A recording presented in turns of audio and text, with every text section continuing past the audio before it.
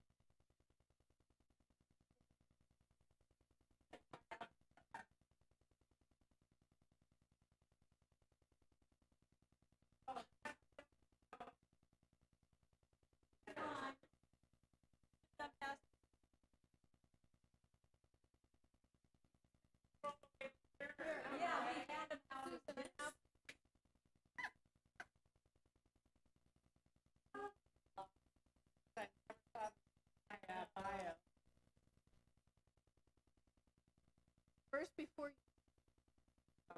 Smiley. Smiley. So I get a name tag? Senate. No Senate after it. No Senate I after it. can't see. I'm looking through it. Well, then why would you call it? There's a typo on it. I knew you always wanted to be a one. Proofread. It's called proofreading. Right? We could blame that on. Okay. On who? Oh, do you feel like a celebrity yet? Taking your job, Jerome, and taking your job.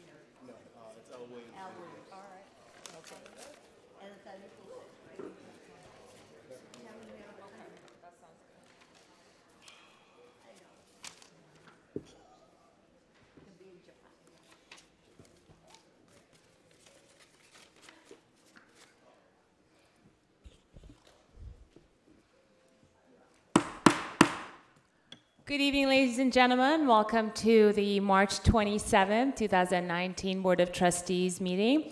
I will ask Madam Secretary to actually, let's do the Pledge of Allegiance, item 1.2. Trustee Baxter, can you please lead us? Yes. I am happy and proud to lead us in the Pledge of Allegiance. Ready, begin. I pledge allegiance to the flag of the United States of America and to the republic for which it stands, one nation, under God, indivisible, with liberty and justice for all. Do you know the saying the pledge? Thank you, Trustee Baxter. Madam Secretary, can you please do the roll call? Virginia Baxter. Here. Vivian Malauulu. Here. Uduak Joe Intuk. Here. Doug Otto. Late. Sunny Zia. Here. And Student Trustee Jones. Here.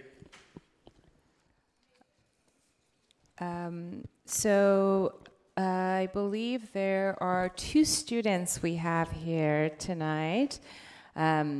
They are in the weekly student athlete spotlight. A couple of weeks ago they were in it, and I believe I have met one of the coaches. I don't know if they're hiding in the back. I love it.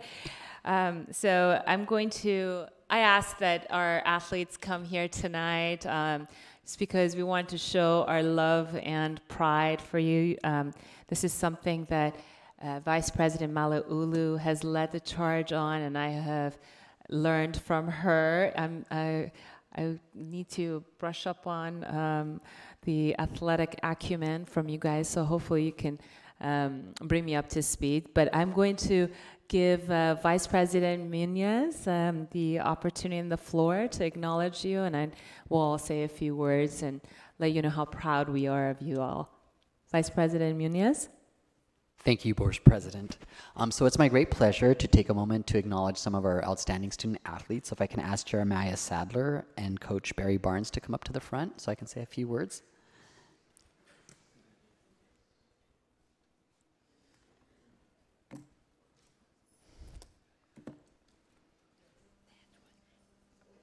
Thank you. You can come right over here. So Jeremiah Sadler is a sophomore guard on our South Coast Conference Championship basketball team. He earned the Student Athlete Spotlight the week of March 4th for his offensive efforts in the CCCAA SoCal Regional Playoffs game against Santiago Canyon College. Sadler hit back-to-back three-pointers in the second half to propel the Vikings over the Hawks and advance to the final round of SoCal Regionals. Sadler scored 10 total points and had 3 rebounds for Long Beach. So thank you, Jeremiah Sadler, for your amazing athleticism and just being an all-around great person. I'd also like to acknowledge our men's basketball coach, Barry Barnes. This is Coach Barnes' 10th season as head coach for the LBCC, the men's basketball team. Barnes has a career record of 69-37 in the South Coast Conference and an overall record of 153-124.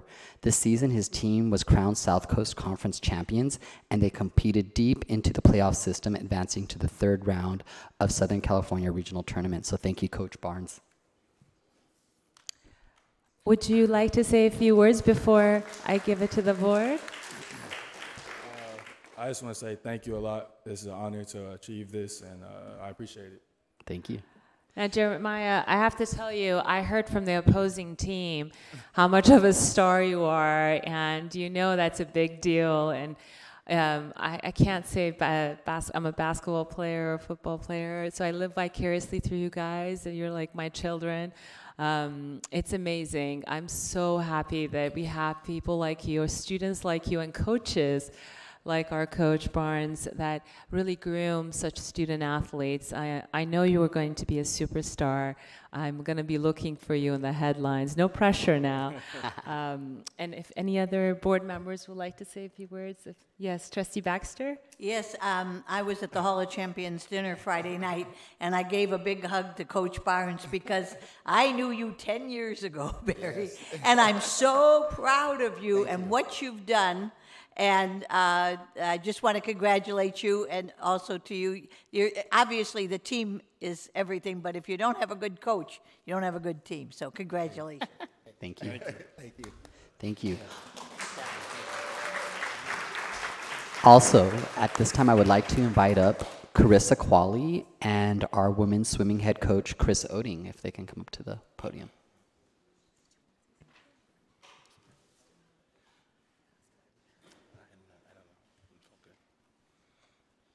So it's my great pleasure to introduce Carissa Qualley. Carissa is a freshman swimmer who earned the Student Athlete Spotlight the week of March 4th, as she placed first in all of her events on March 1st in the Vikings' first South Coast Conference meet of the season at the Vikings Aquatic Complex. She swam the 200-yard free with a time of 12:82, the 200 butterfly with a time of 2:42.19, and the 200 backstroke with a time of 2:35.61. Congratulations, Carissa. I also like to acknowledge our head coach, Chris Oding. Coach Oding has served as head coach of LBCC's water polo and swimming programming since 2000. Coach Oding is a former United States water polo Olympic team captain and is a current USA Water Polo's women's senior national team assistant coach. He has led our swimming and water polo team to numerous titles, so thank you, Coach Oding. Well, Carissa, welcome. We're so proud of you. I'm so excited. I saw the spotlight in our coverage. Our team does such a great job, and we wanted to make sure we recognize you. You're an awesome coach. You all make us very proud. And if there's any other board members that would like to, yes, of course, my co-conspirator here, Trustee Baxter. And Chris, I've known you for 19 years, and congratulations. It really takes a champion to continue year after year after year to produce winning teams. It's got to, really be difficult to psych yourself up and say, this is going to be another great year. And Carissa, congratulations to you. I have high hopes for you. We have Olympic swimmers who have come out of Long Beach City College, and I hope that maybe someday you'll be joining them. So congratulations. Excellent. Would you like to say a few words? It's good practice. Thank you so much for being She's here. usually very talkative. When we're in the pool, it's trying to get them not to talk, and now she's, put on the spot. But if I could brag a little bit about Carissa, she came out to us from Esperanza High School, and is a dual sport athlete, as a lot of our aquatics athletes are, water polo players and swimmers. She's also an All-American water polo player, and is someone that is, one of the leaders on our swim team, too. She tirelessly puts in morning and afternoon practices on a daily basis and does a great job in the classroom too. So it's student athletes like her that make my job fun and easy, and I can't believe it's been 19 years. It rolls on by, but it's the support of the college that allows me to have the success. Not me, the college have the success that we're able to do just due to the support, and thanks so much for having us here tonight. Thank you. Thank you so much.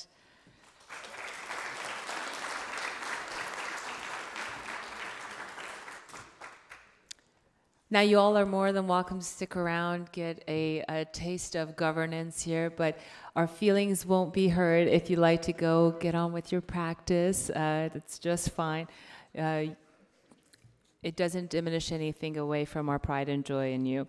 All right, item 1.4, report on closed session. This is an action taken in closed session on January 23rd, 2019. The board took action in closed session not to renew the employment of a probationary faculty member. The vote or abstentions of each board member was 5 in favor, 0 opposed, and 0 abstaining. We now will move on to item 1.5, approval of the minutes from February 27, 2019, regular Board of Trustees meeting. Do I have a motion? Move approval. Moved by Trustee Intuk. Is there a second? Second by Vice President Malauulu. Madam Secretary, can you please call the roll? Virginia Baxter. Aye. Vivian Malauulu. Aye. Uduak Joe Intuk. Aye. Doug Otto. Aye. Zia. Aye. Student Trustee Jones. Aye. Item 1.6, Superintendent President's report. Superintendent President Dr. Romali, the floor is yours. Thank you, Madam President. Dario, if you could begin the video, I would like to introduce you to a video that we have put together by our media team that showcases our CTE programs.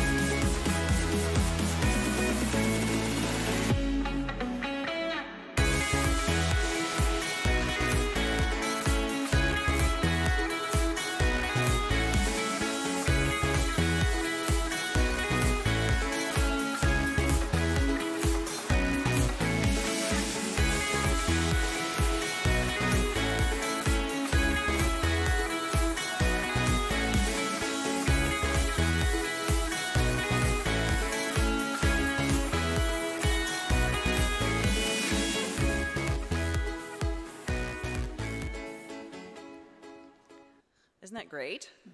Amazing. Our own Jerome and Brad did a fantastic job on this, and I would like to note that in the past, we had paid upwards of $15,000 for these types of videos, and they did it in-house, and I think they did an even better job. So I know our classified union will be very happy that we're bringing that kind of work in-house, and that the kind of expertise shown by our classified staff members is exemplary. So I hope that you're excited by that. Also, everyone has received a copy of the year in review. Now, you're probably wondering why we're doing this in March. We will have a year in review 2.0 after June 30th, but we had a Board of Governors visit yesterday, and we wanted to tell them everything great that had gone on so far. There are a few things that I want to highlight to you. A report just came out from the California Community College System Office that had said that, unfortunately, the aggressive reforms that have been outlined in the Vision for Success have had disappointing performance so far, with the statewide average increase in degrees less than 1%, which is a real shame because the vision is, I think, very progressive and really going to be quite helpful for students. However, not the case at Long Beach City College. Our faculty, staff, and administrators can be extremely proud of what they've accomplished for students. And so I want to point out just a few things that you're going to learn in here. At LBCC, you increased graduation ADTs by 27%. That beats the state average of under 1%. So be proud of the work that you have done. But let me tell you something that's going to hopefully not keep your eyes dry. In that 27%, we moved the dial dramatically for students of color. DSPS students increased 91%. African American students increased 25%. Pacific Islander students increased 44%, and Hispanic students increased 21%. So be proud of the work that you're doing. It talks about how for the first time in many years, we're bringing our salary and benefits trend down below 90%. That's very responsible of this board, has made excellent decisions. We've reduced the $11 million deficit down to zero. That's fantastic work on the part of everyone at the college. We're closing the equity gaps in student achievement. We've been named a champion for higher education. We've received an Energy and Sustainability Award. We've implemented Promise 2.0, which addresses not just access, but success. And it takes our wonderful college promise, which really solves the problem of access and brings success, completion, transfer, and job attainment to the table. And we do believe that this is going to be a national trend, and we won a Bellwether Award finalist for that. We've revamped Viking Advantage. Faculty have worked very, very diligently to bring up their course success rates. We've mapped out over 80% of our ADTs and 20% of our CTE programs, making tremendous progress in guided pathways. Over half of our faculty are using Starfish Early Alert. We've opened a center for community and industry partnerships with a number of very significant partners, including CCEJ, the City of Lakewood, College Medical Center, Dignity Health, and the list goes on.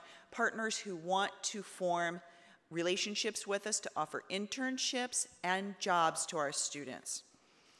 We have also increased our community outreach dramatically. We've been named a National Center of Cyber Academic Excellence in Cyber Defense, opened a Maritime Center of Excellence, increased the use of open educational resources by 85%, saving our students thousands of dollars on textbooks. We won a Strong Workforce Gold Star in our nursing program. We've increased our online coursework by 15% increase in online enrollment. We've celebrated bringing back our trades programs and revamping them into being industry demand relevant. We've tripled the amount of non-credit courses, quadrupled the amount of non-credit programs, and doubled our off-site locations to meet the needs of our community. We've celebrated Black History Month. And today, you're going to see a preferred name policy implemented that we're extremely, extremely proud of. We're implementing equity-minded recruitment and selection strategies. So LBCC, you can be proud, and we are not done yet. It's only March. Imagine what's going to come the rest of the year. So be really proud of yourselves at how we're moving the dial for students. Last night, I attended the Lakewood City Council reorganization, where our very own Jeff Wood was elected vice mayor. So I really want to congratulate him. He's a strong advocate of LBCC. He sells this college no matter where he goes. I don't think you will find a stronger advocate for the community of Lakewood than Jeff Wood and Dr. Virginia Baxter, who represents Lakewood. They love Lakewood and they love LBCC. Congratulations, Jeff. Yesterday, I want to thank Dr. Baxter again for joining us. The Board of Governors, President Tom Epstein, and two Board of Governors, Blas Villalobos and Bill Rawlings, joined us, and we're very, very impressed. They had a chance to meet with the cabinet, Dr. Baxter, faculty, students, and classified leaders, and it was a wow moment, and told us point blank that they were hard-pressed to find any other college statewide with such dedicated, committed, and positive and forward-thinking team members, so I want to thank all of you. Don't forget, mark your calendars for April 23rd at 10 a.m. press conference to announce our new Center for Community and Industry Partnership. I also want to thank the NAACP and Kamai Parent Association for presenting me with an award at their recent events. Both organizations have ties to LBCC, and I'm extremely grateful for their recognition. Board members, you will receive a giant pack of marketing materials and information that we presented to the Board of Governors yesterday, and I think you're going to be very, very excited when you see this package. I want to remind you of some upcoming events. On March 28th, mark your calendars for the Foundation New Board of Governors lunch at noon in the Bistro. And April 4th, our Building D ribbon cutting, 10 a.m., Building D at LAC. This, I'd also like, before I close, to talk about one thing that Trustee Jones requested, and the Student Services team put together. They put together a Healthy Viking initiative, which addresses a lot of our student needs with regard to food insecurity and homelessness, and have put together a tremendous resource pack for students, and they're getting this out far and wide. I want to thank Trustee Jones for that request. This will no doubt help thousands of students learn about the various resources that are available. Please do pick up a pack if you need one. Thank you, Madam President. That concludes my report. Thank you, Superintendent President Dr. Romali. Now, I have to say, although you're fantastic in giving credit, some of the ideas may be ours, but as I say, ideas are free, execution's priceless, and it's because of your leadership and your incredible wherewithal that we're here today, and these accomplishments in less than 2 years. May 15, 2017 is your contract date, and it's not even 2 years. You have accomplished far more than your predecessor in the tenure he had, and now he's the chancellor, so please don't leave us. We don't want to lose you. You're practically close to walking on water. Now with that, I'd like to give ASB President John Paulo the floor to address us. Welcome, John Paulo. Thank you so much, Board President Zia. Board of Trustees, Vice Presidents, faculty, staff, and fellow students, good evening. For my President's report, March 8th, the 28th Annual Interfaith Intercultural Breakfast was attended by the ASB student leaders, Dr. Alicia Kirkwood, and some of the Board of Trustees, to discuss communal intersections of diversity and culture in the Long Beach community. On last March 13th, the Viking Activities Council celebrated the St. Patrick's Day, which was a day filled with different activities. For future events, on April 3rd, the PCC Club Senate will have their own Spring Luau from 11 a.m. to 2 p.m. The Associate Student Body Cabinet will be attending the Student Senate of California Community College General Assembly on April 5th to 7th in Sacramento. We are in full swing with our ASB elections that will be held on April 23rd to the 25th, and we are still continually recruiting. March 26th and 27th, which is happened yesterday and today, the Healthy Viking Initiative presented a stress reduction and relapse prevention workshop for both campuses, respectively. For more events, we will have the Spring Sing presentations on Friday, April 5th, 2019 at 7 p.m. on the E Building. We will also have the Spring Egg Hunt on April 19, 2019. On April 19th, the LBCC will co-host with other community colleges on the second Camp Rise at San Bernardino Valley College. Camp Rise empowers students to lead the pre-college movement through fun hands-on training in advocacy and campaigns. Students will have the chance to connect with and learn alongside leaders from across California's 3 higher education segments. On April 27, the Student Life will have their annual mini Grand Prix. Furthermore, the Student Life was engaged with the student body on the Cognito Challenge. Cognito is an online virtual training meant to help students recognize mental distress with the goal of connecting students to support services. And currently, in all the community colleges involved with Cognito, we are actually number 2 right now, which is really exciting. The Student Life is hosting a LBCC Safe Zone, which is a multi-dimensional education program designed to raise awareness and knowledge at the LGBTQ+ issues and to promote the visibility and inclusion through implementation of Safe Zone training workshop series. Thank you for the opportunity to address the Board of Trustees, administrators, students, and staff. This is the end of my report. Thank you. Great job, John Paulo. You look very sharp as usual, I must add. I like those glasses on you. Very nice and studious. And now our student trustee's report, Trustee Jones. The floor is yours. Thank you. First off, I would like to thank everybody that's here tonight, once again joining us this evening. I would also like to thank President Romali for really making the resource packet happen for our students. We really do appreciate it. It's been blasted all over our student life and the Club Senate to make sure that our students have access to those resources. Thank you so much. I would also like to share that this past month has been a pretty busy one for me personally. Starting off on the first of the month, I was able to attend the 10th annual Move LA Transportation Conversation, which was very timely considering our conversation at the last board meeting regarding bus pass and transit options for our students. I'd like to share these with the board. Thank you. Assemblymember Chris Holden provided insight to legislation that he proposed, Assembly Bill 1543, which aims to provide transit passes to all California college students. We also had a chance to speak with Devin Deming from Metro's commuter service, and she would love to help us in providing solutions for our student transit concerns.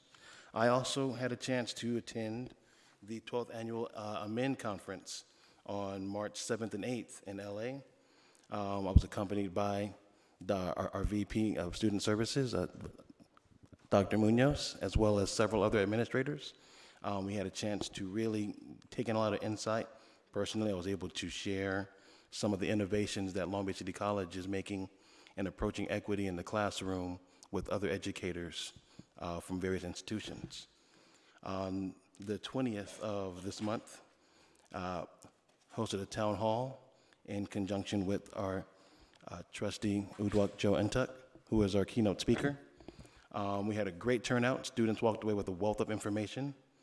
We had featured panelists, Dean Jean Carbonero from Career and Technical Education, as well as Professor Kimberly Davis from our Computer Office Studies department. And they shared a wealth of information regarding automation, artificial intelligence, and how this is changing the labor market and how our students can best position themselves for success. On the 22nd, 2 days later, I was able to attend the closing ceremony here for the Duke Gibbons exhibit. It's been a tremendous blessing to host such a touching and inspirational exhibit. Also at the event, Duke honored one of our alumnus, Aaron Liddy, who will be graduating from Cal State East Bay with an industrial engineering degree, with a scholarship out of the proceeds from the purchase of his art. I'd like to announce that the exhibit will be remaining up for approximately 1 more week, so if you haven't had a chance to check it out, please do. It's housed right over here in T1000. Had a chance to be a part of the Board of Governors visit yesterday, where our students were able to engage the board in dialogue about the opportunities that Long Beach City College has afforded them, and they were able to take feedback on how they could provide support for California college students. We were certainly glad to hear them express their support for Senate Bill 291, which will expand financial aid opportunities for community college students. And lastly, a personal update. As I mentioned before, I've been conducting research through the Community College to PhD program at UCLA. I will be presenting the findings of my research this Saturday at a symposium at UCLA. And because of this program and the opportunities afforded, through Long Beach City College, I recently received an offer to participate in a summer research opportunity at Purdue University for 8 weeks over the summer. Wow. Gosh, that's amazing. Congratulations, Trustee Jones. You are awesome. Now, did you say you went to an AI seminar or a symposium? So artificial intelligence was part of the town hall that we had. Actually, Trustee Entuck talked about how that's going to be affecting the labor market and changing things. Yeah, I think it would be valuable for us to hear some more about some of the findings that they shared, and some of the things that we could really look at as far as job training is concerned for the jobs of the future, and make sure our labor brothers and sisters are taken care of. Thank you. That was quite a substantive report. And now, item 1.9, our Faculty Union President, Kirsten Moreno, LBCC FA Bargaining President. The floor is yours. Thank you. Good evening, Superintendent President Dr. Amali, Board President Zia, and distinguished board members. I really just want to say this evening, extend a thank you from FA for your efforts in implementing the preferred name policy. As faculty, we are committed to honoring and supporting equity and diversity in our classrooms and in our academic conversations on a daily basis. And we're very grateful that this administration is offering institutional commitment and support for that as well. Our Faculty Association is excited about the April 24th Inclusivity Speaker Series featuring spoken word artist Teresa Siagatanu. This was a partnership between our Faculty Association Equity Chair, AFT, HR, the Staff and Faculty Diversity Committee, and Student Affairs. And I think it's a good example of what can be accomplished when an organization works together on behalf of our students. So thank you.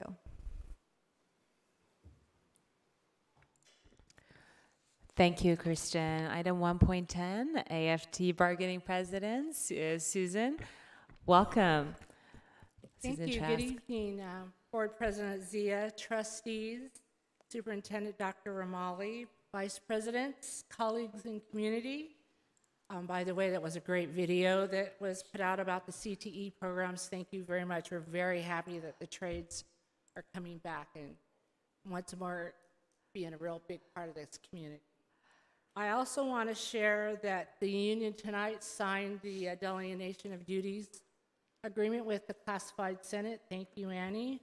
So that's a nice accomplishment. It's been a while in the works trying to get everybody lined up to get it all worked out, but we've accomplished that and signed that this evening. I also want to say thank you for the continued hiring of classified employees. I really appreciate that and the opportunities you've given them to work out of class and learn new skills. Thank you very much. Also, I thank you for the opportunity to talk to the Board of Governors yesterday. It was really nice to be able to share that we have an open, transparent, and collegial relationship now with the district, and it's a very comfortable experience now, and I'm blessed to be the president of the union at this time. I also want to bring up one concern, though. The classified have been reaching out to me, and it's about the reclassification study. They're a little concerned that it's kind of dragged on, and they'd like to know what the timelines are and what they could look forward to, and if there's any information that the district could give them, kind of ease their mind while we're going through this process, such as perhaps what does the longevity look like? Is that something we can share with them? Perhaps not their individual reclassifications at this time, but what's it going to look like in other ways? Okay, and that will be it. Thank you so much. Thank you, Susan. Great report. Item 1.11, Chi Bargaining President's Report. I don't believe I see Karen in the audience. Item 1.12, reordering of the agenda. Are there any items that... I have a request. Oh, sure. Yeah, can we move up 3 items? 9.1, can we move that up after item 2.3? And then item 8.1 and 11.1 after 9.1, after 2.3. Okay, 9. Sorry. Okay, can you say that one more time, Trustee Ntuk? I have 9.1, 8.1, and 11.1. 9.1. You want after 2.3? Or all 3? Yeah, all 3. Okay, so what were the items again? 9.1, 8.1, 11.1. And that's the order you want it to be read? After 2.3. So item 9.1 is the board policy on preferred name. 8.1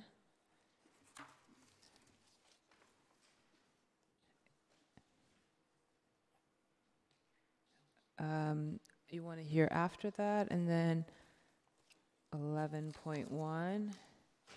Are there any objections? All right, great. Any other items that anybody wants to reorder? Hearing none, we're going to go to item 1.13. Public comments on agenda items. The public is allowed to address the board before or during the consideration of any item on the agenda. A total of 3 minutes will be allotted to each speaker, with a maximum of 20 minutes to each subject, unless extended by the board president. I have about 2 on agenda items. The first one is Mr. Chris Hannon on item 8.1, CSWPA, the Community Student Work, well, I'm going to butcher the name. Workforce Participation Agreement, RPLA. Good Welcome, afternoon, Board President, trustees, superintendent, staff. My name's Chris Hannon. I'm a council representative for the Los Angeles and Orange County's Building and Construction Trades Council. Wanted to speak in support of the existing community workforce agreement. Also want to urge the Board of Trustees to consider negotiating an amendment to expand the existing agreement to cover future projects. This morning I visited your pre-apprenticeship class over at the PCH campus. The students there were so engaged, so impressive, and what it would mean to have one of them get their first start in their new careers here on the whether it be at the Carson campus or on the PCH campus would mean everything. They, you know, as someone that's interviewed apprentices over the years, worked alongside them, and was an apprentice myself, the great candidates, your instructor doing a fantastic job getting them ready. Just really want to support expanding that agreement and including and actually writing in that MC3 program, which the college is going to begin offering for credit this fall. This summer, we're going to be hosting a class in partnership with your faculty, your workforce development department as well, with the Sunburst Academy, disadvantaged youth going through a military style academy on the Los Alamitos base, learning about the construction trades on campus at Long Beach. What a fantastic way to also include them in it as well. So again, just want to express my support and also our appreciation from the building trades and all of our affiliates for the partnership with Long Beach Community College District. Thank you. Thank you, Chris. Our next speaker is Eric Miller. And Eric would like to speak on agenda item 8.1 and 11.1. Welcome, Eric.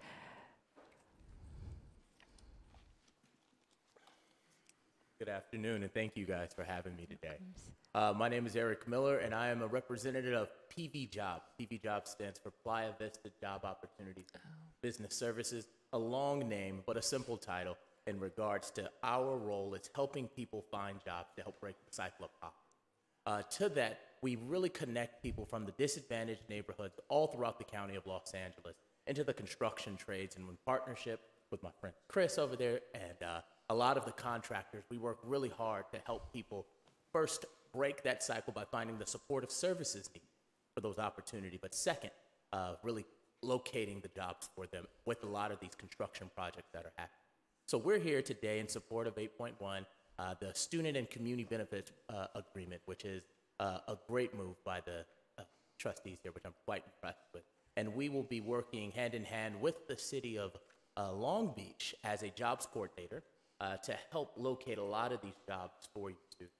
So to give you a little bit more context on jobs coordinator services, a jobs coordinator is really a liaison between the job opportunities and the community. So we will be working hand in hand with these contractors that are going to be having these upcoming job opportunities while taking participants that are graduating from your MC3 programs and making sure that they're in the right unions and have the right PPE, have all the supportive services so that there is no barriers to employment.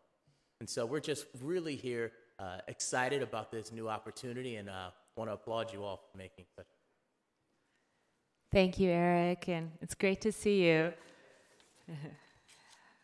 All right, do we have any other? Oh, okay. Hello. Welcome, Tommy.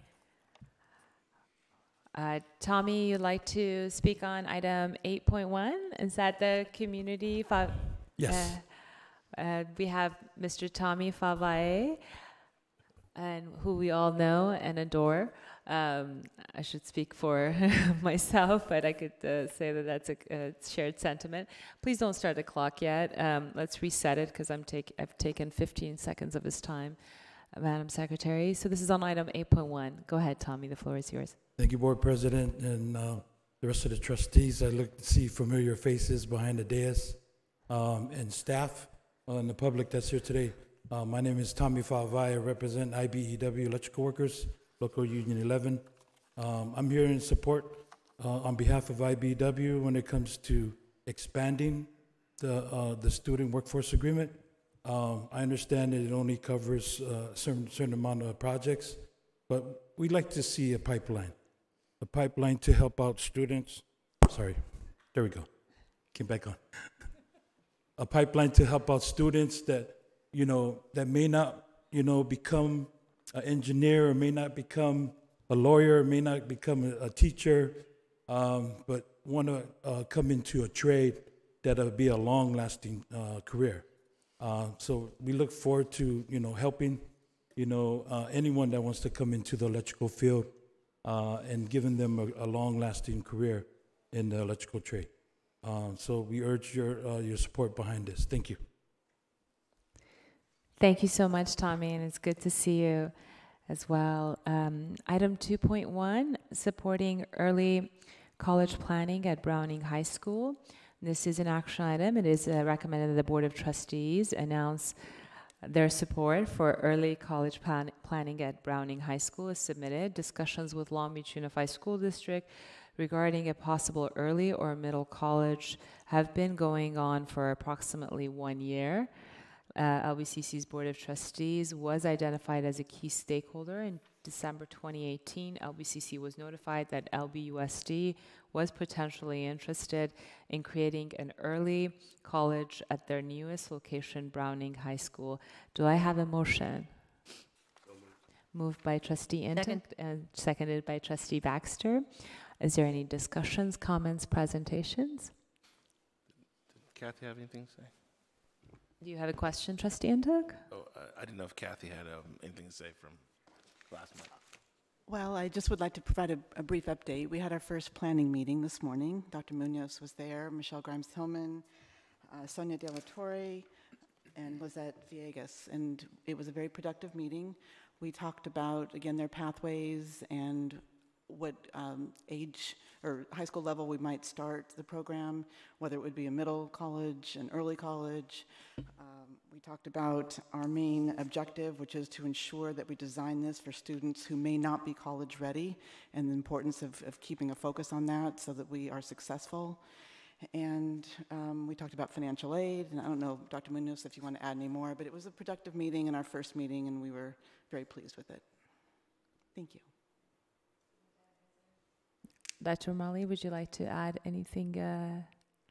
Thank you. We're very keen on doing this. This would be an excellent dual enrollment opportunity for our students, and where they could go to college and come out with far less debt. And this resolution is a way for the board to give their stamp on saying, yes, we are thoroughly supportive of this, and we're very appreciative of all the work that Dr. Scott has done on this.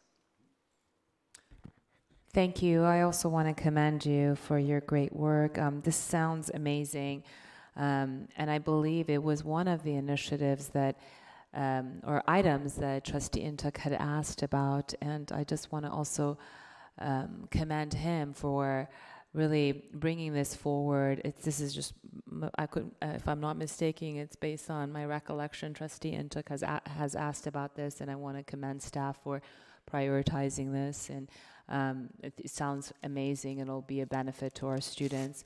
Are there any other comments, questions?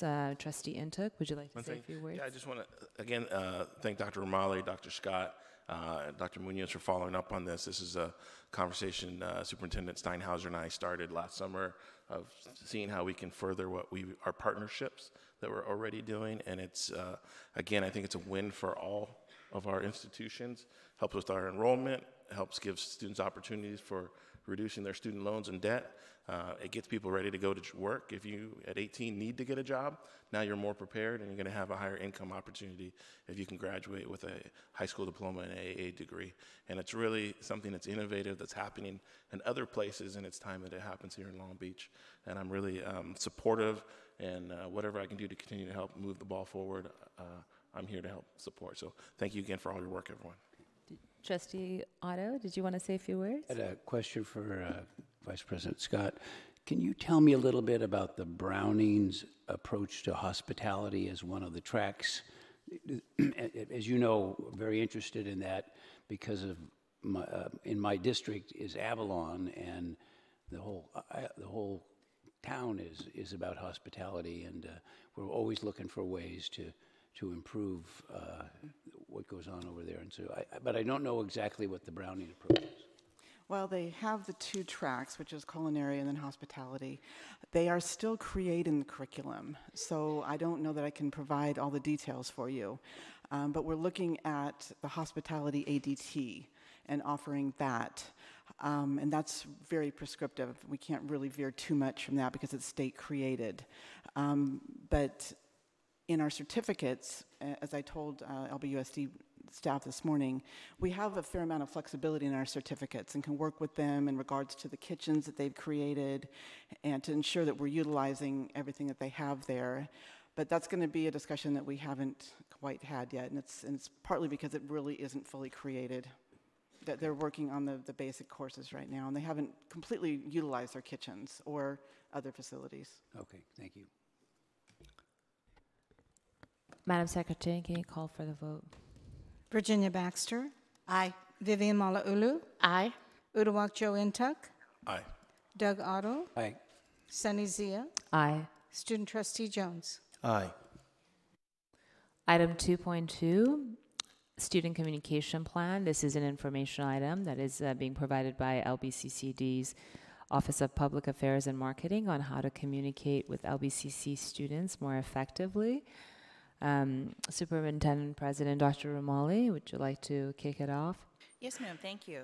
I'd like to thank Vice President Malauulu, who brought this to our attention, that students were struggling with receiving conflicting information and not enough information about what was going on around campus, and she really had a heart to make this much better. So we assigned this to Executive Director Joshua Castellanos and his team, and they came up with a proposal that they ran through the students and talked around campus as to how we could be more effective, and have come up with a variety of ways that we can do that to cut down on the number of communications to students and be more effective in what we do communicate to them. And the students have reported back to us that they feel very positive about it. They're getting a student weekly e-newsletter to hear what's going on, and getting text messages and voice messages and a message center and a calendar campaign, and we're more than doubling our social media impact. So we present this to you as an information piece, and I know that Joshua would welcome any questions that you have. Trustees, are there any questions, comments? Vice President Malauulu. Don't take this the wrong way, but I would like to say thank you, but I'd like to add a finally to it. And I know that you don't have anything to do with the delay or the length of time that it took in preparing this. I get that. But my very first board meeting, this was one of the items that I requested to have improvement on, because every event that I attended, there were students who said, I didn't know about it. I didn't know, I didn't hear. There were staff members, faculty members, and it got worse. It never got better, and we kept bringing it up. And 3 years later, we finally have an action plan. So thank you. And the finally is not really directed to you, but I'm happy that students now will be able to have access to information. I know that there's cost to a lot of things, and you guys have been able to do it at no cost. One of the questions that I had emailed Superintendent President Romali over the weekend was as far as the cost for this program, and she said zero cost. So I appreciate that you are utilizing the resources that we already have. I would like to go in the direction of more text blasts, and I do know that that's expensive, and it could be very costly to send out text blasts, but there are students who that's the best way to reach them, and that's their preferred way of getting information. So maybe we could look into some way of, if they want ASB events, if they want athletic events, students can kind of check off their preference, and then we could look into that. That would be the next addendum to my request. But I really do appreciate the work that you guys have put in making the communication with students better and stronger. So I appreciate that. Thank you. Thank you very much. Yeah, what we're really trying to do is use the platforms that we already have and just kind of funnel them so that they get more of the information. So yeah. Yeah. Now, when did Joshua join us? It wasn't 3 years ago. A year ago. It was only a year ago. And you joined us 2 years ago. So this is how responsive you guys have been. You know, Vice President Malulu and other board members have asked and never came to fruition. And within only a short time frame of your starting, you guys made it happen. So thank you. Are there any other trustees? Trustee Intuk? Hey, thank you so much, Josh. This is really good to hear. I had a question for, you know, we continually have new students coming in. What is our onboarding process to make sure as new students are registering, they're getting into the information flow? Well, one of the things I'm going to be working on with Sonia is actually getting them into that funnel so that they know about the resources and where they are. What we do is we put everything on social media. What we do is we try to put everything on the website, and we're using the emails that are going to go to them to kind of funnel them to those same places. So they opt in when they register, or? Well, we have their email addresses, yeah. So they automatically opt in, and then we have send that email, the student loop now that we just created, to all the students. And then the same thing, I know I saw a text message listed. Do students opt into text messages, or we just? They're automatically opted into that, yeah. It's for them to opt out, and that's one of the things that we're kind of working on, you know, because there's certain things that we want to make sure they do get. So these are just a bunch of, there's so much communication out there. We just want to make sure that we're sending them the very important stuff and that we're not bombarding them so that they just kind of, you know, blow it all off. Yeah. Great. Thank you. So, Trustee Otto? how are you going to measure the results of this? Is it by survey? Is it by, can you do it electronically? See, the goals are to cut down on the number of communications and to start utilizing other means of communication. But do you have a plan to measure what it is that you're doing? And one of the things that we actually have is we're actually able to see analytics on the website. We're able to see analytics through the social media, so we can see the effectiveness of how many people are actually going on to those. And as we keep funneling them, we'll be able to see an increase in all of those. Great. Yeah. Good. Trustee Jones? Thank you very much. Much of to the point that was already made, students are getting kind of overwhelmed with a lot of the emails, and as such, I know personally I've ignored several kind of, important emails just because I don't know which ones, how to filter it out. So I appreciate this effort. If I can add any kind of input from what I've heard, is there any efforts or attempts to maybe utilize, like PeopleSoft or Canvas as another means to kind of consolidate, and get the information to the students where they're going to be? Well, we use PeopleSoft in the fact that that's where they all go through. That's where our list comes from, is from PeopleSoft and the current and active students. Now, Canvas, I don't know much about Canvas, to be honest with you, so I'd have to get some information on that, but we do use a PeopleSoft database to get all the information out to people. And the idea is just, instead of 80 of them, hopefully we send 20 of them with more information in those. Mm-hmm. Yeah. Thank you. Vice President Malulu? Yes, second time speaker. I do want to say two things. I feel that I should clarify a little bit about what I said earlier, because it wasn't that the previous communications team was not responsive. I want to clarify that they did have some obstacles that they needed to overcome with technology. That was one of them. There were some budgetary items that they had presented, and there just wasn't the money for it. That was something else. So I don't think it was for lack of want or lack of effort. I think there were just other obstacles.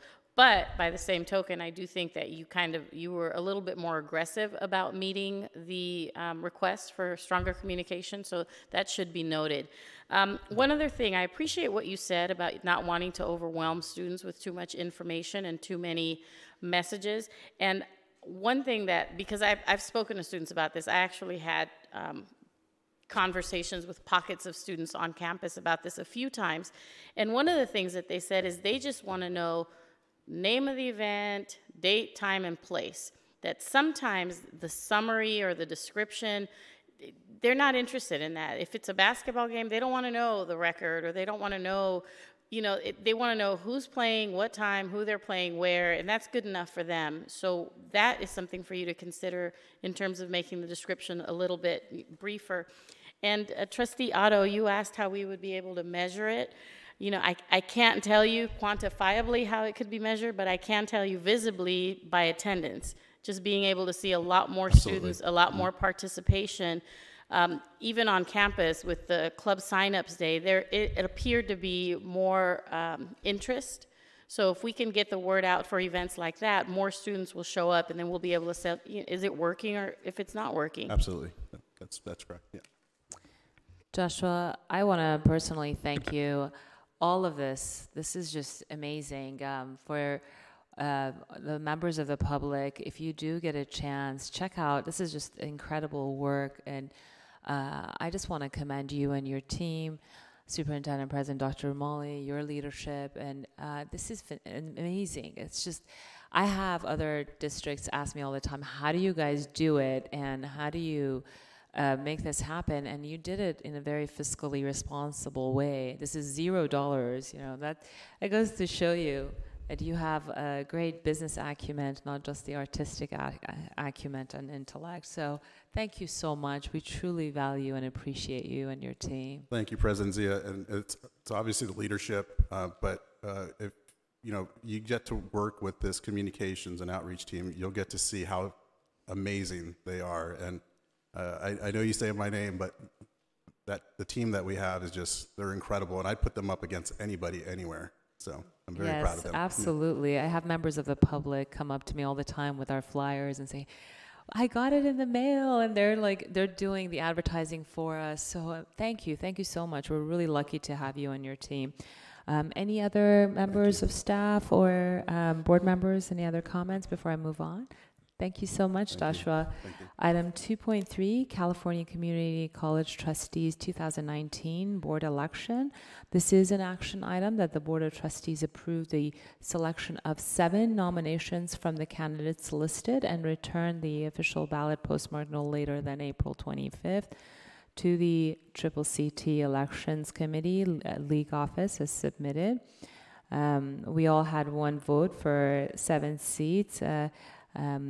All the names are listed here. I am going to just report on the final vote of the tally of the votes for the board members. It is an action item, so is there a motion?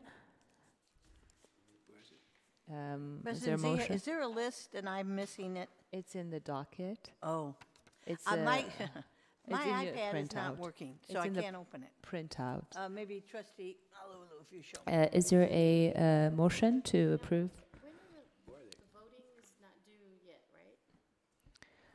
We need a motion and a second before we can have discussion. Is there a motion? I'll move. Trustee Baxter moves. Is there a second? Move what? The approval of the 7 members that we have all sent in our votes. I believe this, our Madam Secretary, can you provide the info? Board President will to send the ballot in. We've retrieved all of your votes, and now the majority is going to be recorded and sent in on the ballot to CCCT. She's They haven't been counted yet. They're She has counted them. You're making a motion for her to read. Let me read the Please. recommendation. Here. Vice President Malauulu. Sorry, point of No problem. information. Board Secretary, I have a quick question. So initially, I wasn't planning on voting. Is it too late if I ask for a postponement of this and vote now and then submit them, or can I do that? Because it's not due for a couple of weeks, right? It needs to be mailed by April 25th. So we have time. But and it has to be approved tonight, read out. So that I'll defer to President Zia on that. I like to get this moved in this meeting. We've been given ample time by the Secretary to put in our votes. You yielded, Vice President Malauulu. I understand you may have a change of heart, but we have to send these in no later than April 25th. When is our next board meeting? I believe it's April 24th. 24th. we have one more meeting. Yeah, I just don't like to do things hastily, so I won't support that. Let me read the tally of what we have received. The nominated candidates that all the board members have given. as a result of the tallies of our board is Thomas Prendergast III from South Orange County CCD, Kenneth Brown with El Caminos Community College District, Sally Biggin, Redwood CCD, Greg Bonacorsi, Olon CCD, and Mark Evel Scissor, Palomar, Linda Waugh with Pasadena Area CCD, Bridget Davila with San Francisco CCD. So we have a motion on the floor, all seconded, and these are the recommendations of the board. Can we call for the vote, or is there any questions, comments by any board members before I call for the vote? Hearing none, Madam Secretary, please call the vote. Did I get a second? I seconded. Thank you. Virginia Baxter? Aye. Vivian Malauulu? Aye. Uduak Joe Intuk? Aye. Doug Otto? No. Nay? Yeah, it was a nay. Yeah. And then the reason for that is I don't think it's ever a good policy to prevent an elected official from being able to vote on something that is important, and that's effectively what we're doing. And there's plenty of time to allow Vivian, especially under this process, to submit her to submit the 7 people that she voted for so that she can participate in this. Trustee Otto, I asked for any questions and comments, and you had time. The opportunity was then. I let you speak now, but you have admonished me several times in the previous board for the very same act. So just as just a point of information, please don't have a speaking motion or speaking vote. You voted nay. Let's go ahead and tally the rest of the board members. It's not true. And that's not true, and I resent that. Okay, So, thank you for sharing. Madam Secretary, call the rest of the vote. So I just wish that Vivian had a chance to vote. Aye. The motion passes. So let's move on to item 9.1. Item 9.1 is the preferred, board policy. And then that's what you wanted, Trustee Intuk, right? I move approval. If you could just allow me to read the item fully to be compliant with the board, with the Brown Act. This is an action item that the Board of Trustees approved Board Policy 5022. This is the preferred first name as submitted. After editing and following the meeting of January 23rd, 2019, this item was considered for first reading at the meeting of February 27, 2019. The new board policy is now being presented for approval. New board policy 5022, preferred first name. Then new administrative regulation 5022, preferred first name is submitted for informational purposes only and does not require board action. I heard Trustee Baxter, you seconded Trustee Intuk's motion. Are there any questions, comments? Trustee Intuk. I just want to say thank you again for the partnership, for Dr. Munoz, for your leadership in this effort. I know we delayed it a little bit, but we wanted to make sure we got it right. I want to thank Porter for his leadership in getting this done, making sure that we had input from the community. And it's great to hear that over 170 students have already signed up to utilize this new policy. And it's great to know that we're making an impact a positive impact in their lives, and that they're having a better educational experience here at Long Beach City College. This is something that I know community members have wanted to pass for several years. I recently had a friend of mine share with me that he did not go to college because he was bullied and he was made fun of in high school and didn't feel like the college would be any better. And it gives me some good feeling to know that we're making that difference for students going forward, that this is part of the all student success agenda, that there's a place for everybody at Long Beach City College, and we want to make sure that everyone feels comfortable and supported and graduates and gets your degree and get a job and be successful. So I just want to thank you and kudos again to everybody for making this the changes to get this finalized. Thank you, Trustee Intuk. I also wanted to acknowledge that Porter is also in the audience. Welcome, Porter. And we're delighted and honored to support this. I'm delighted and honored to support this. Call for the vote, Madam Secretary. Virginia Baxter. Aye. Vivian Malauulu. Aye. Uduak Joe Intuk. Aye. Doug Otto. Sunny Zia. Aye. Student Trustee Jones. Aye. Great, the motion passes. Item 8.1. I was not aware of any resolutions. Item 8.1. Before I move on, do we have a resolution? I think we've given the resolution previously, and we've, okay. Thank you. Item 8.1, Labor Compliance and Community Student Workforce Participation Agreement, CSWPA, monthly reports for the period November 2018 through January 2019. This is an information item. Attached for the Board of Trustees are the Labor Compliance and Community Student Workforce Participation Agreement, monthly reports for the period November 2018 through January 2019. Are there any questions? Are there any members of staff who'd like to speak on this item or present? I believe we have the report is attached. Trustee Intuk, did you want to say a few words? Yeah, it's really great to be able to sunshine this. We talked about it at our facilities committee meeting. We're just getting outstanding numbers with our current agreement. We're at 73% local hire. It's really outstanding to see that many folks and 13.5% veterans that are being hired on our projects here on campus. So when you talk about reinvesting in the community, that's local workforce that has financial security and home ownership and spending disposable dollars in the community, that sales tax comes back to the college, the property tax comes back to the college, and it's really about making our overall community stronger when we have these kind of strong numbers that we saw in the last few months. But I know in our facilities committee, I think we did a year, or was it a year and a half of numbers that were very consistent with these high numbers. So it's great to be able to bring this out to the board level. Thank you, Trustee Intuk, and thank you for pointing that statistic out. Eric, did you notice that? Can you take a note of that and report back? And I know Chris as well. We're really proud.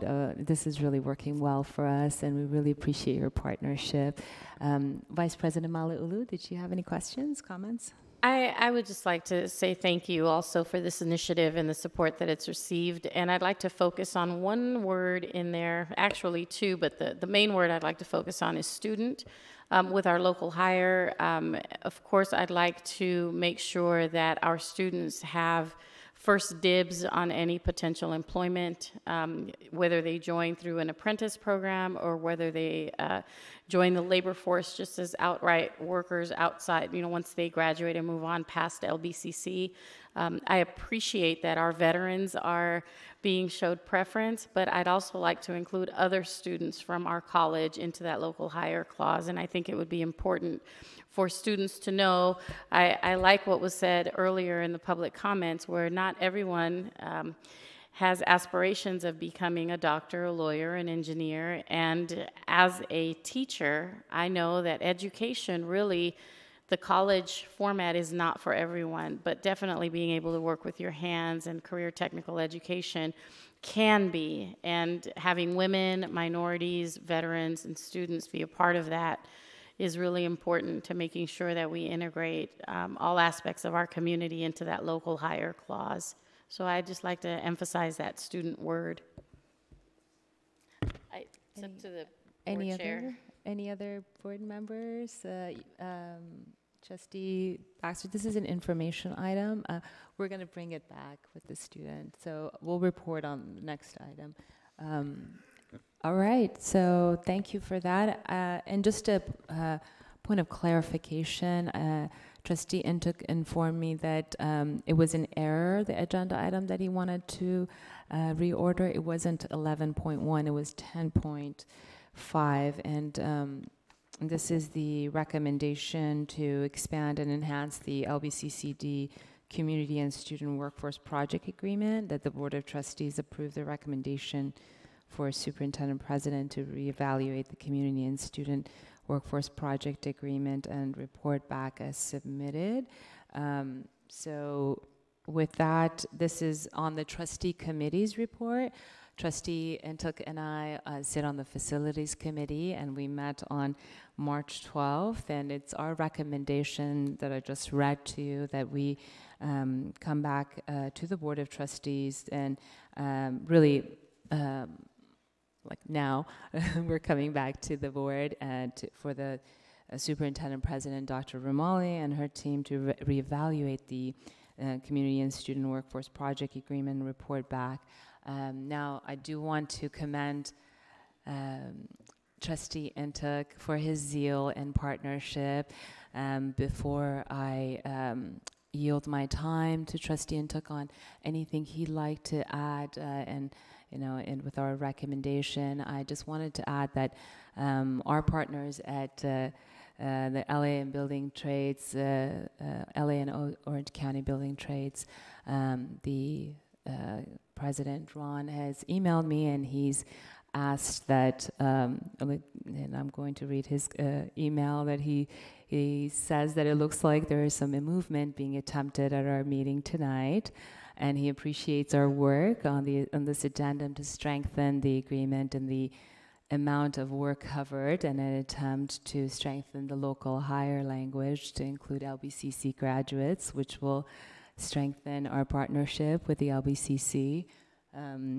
As Vice President Malauulu also eloquently noted, the building trades and all of the construction trades and their apprentices, and he's saying to that point, they will get a proposal to us soon for our board to look at in the near future, in time for us to put it on the agenda in May, is what we're hoping, that we can get an agreement that has been fully worked on and vetted on both sides. And they also would appreciate our vote in May, and would appreciate working with us on the matter, and look forward to working with us.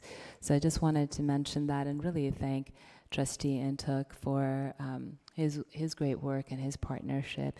Is there anything, Trustee Intuk, that you'd like to add? Yeah, I would. We had a great facilities meeting, went over our facilities master plan, went over construction projects we're done already under our community and student workforce agreement, talked about looking at student housing as a potential future facility project. We looked at the North Long Beach campus or center project in the discussions, and it's great to be able to have the opportunity as a board to make changes to this 2041 plan that we may not see the project next year. I know we're locked in for about 4 years until our next batch of projects or our next bond issuance, but making sure that we're giving stability, that folks know what to expect, that we're continuing to expand opportunities for our students in the community, I think is really important.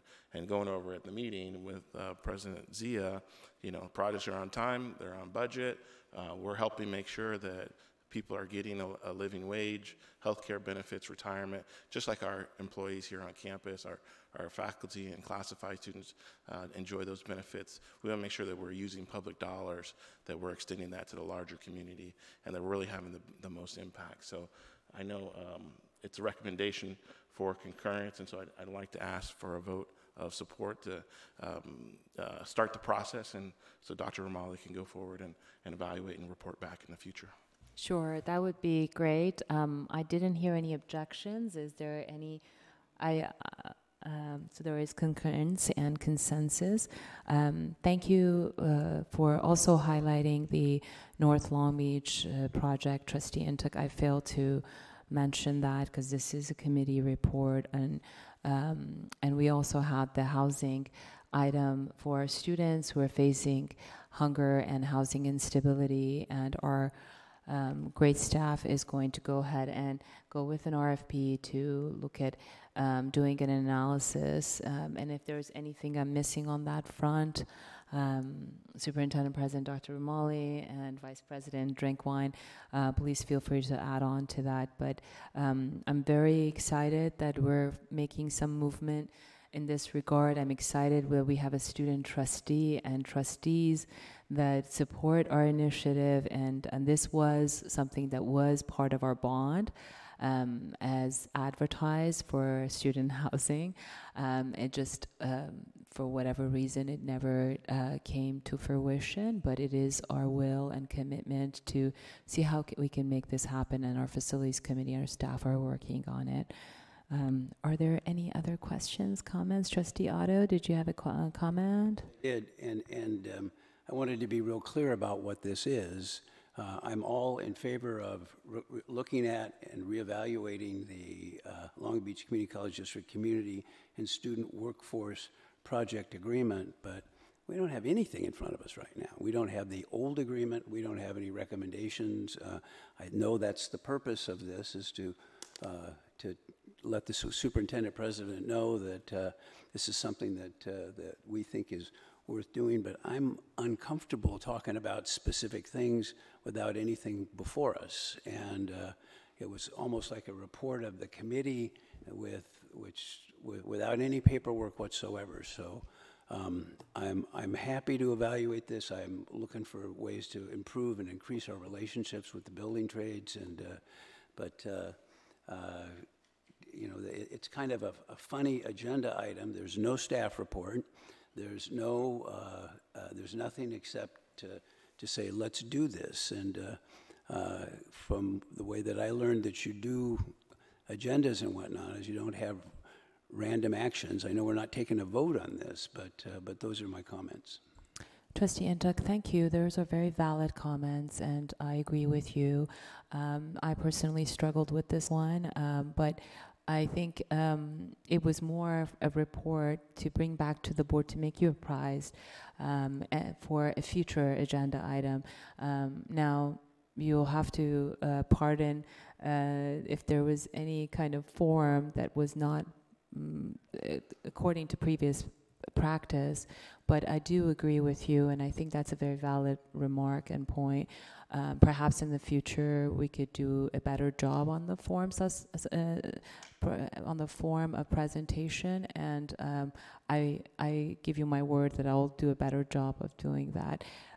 If this is not perfect, but I just ask that we not let perfect be the enemy of good. I think we were trying to be very transparent and report back to the board that we are coming back with a future item with an agreement that has been reviewed and staff has analyzed it. Our building trades partners have given it to us as a proposal to be vetted, and that is why I read the email that it is coming back in May. That is the request of the LA and Orange County Building Trades Council president, so that we have an agreement in front of us to review it and ideally approve if it's the desire of the board. I'm sorry, something's coming back in May? Yes. What? The agreement, the revised agreement. Oh, I thought she hadn't studied this yet or hadn't looked at it. How could it possibly? Well, if it's something that would be for the best interest of the district, once our staff has had a chance to review and analyze it, then it will come back to the board for review and approval. The recommendation that we have before you is that we'd like staff to review and reevaluate the agreement so that we expand it to students, more student hiring, and then other provisions that will expand to more of our projects. Trustee Ntuk, did you have I'm sorry, did you finish? Trustee Otto, did you have any? I'm sort of reminded of that old phrase of, we've had the sentencing, now let's do the trial. And it's not because I'm against this at all. It's just that now I'm hearing that there's a document that's coming back to us that all we're talking about is having the superintendent president look at this subject and come back to us with some suggestions. And it seems like there are things going on that aren't before us, and I feel very uncomfortable about that. So I don't know how anything could be coming back in May before even a consensus is done, is given by this board that that's a good idea or something to do. So it makes me feel uncomfortable. Trustee Otto, just to be clear, there's no action that is being requested here. This is just a concurrence to agendize the item to look at expanding the agreement. Trustee Intuk, did you have anything Yeah, you'd I like to wanted add? to say we did look at the agreement. At the committee meeting, we had a robust discussion. The meeting went for about an hour and 15 minutes. We did have the printed document. We talked about it. We talked about ways to enhance it.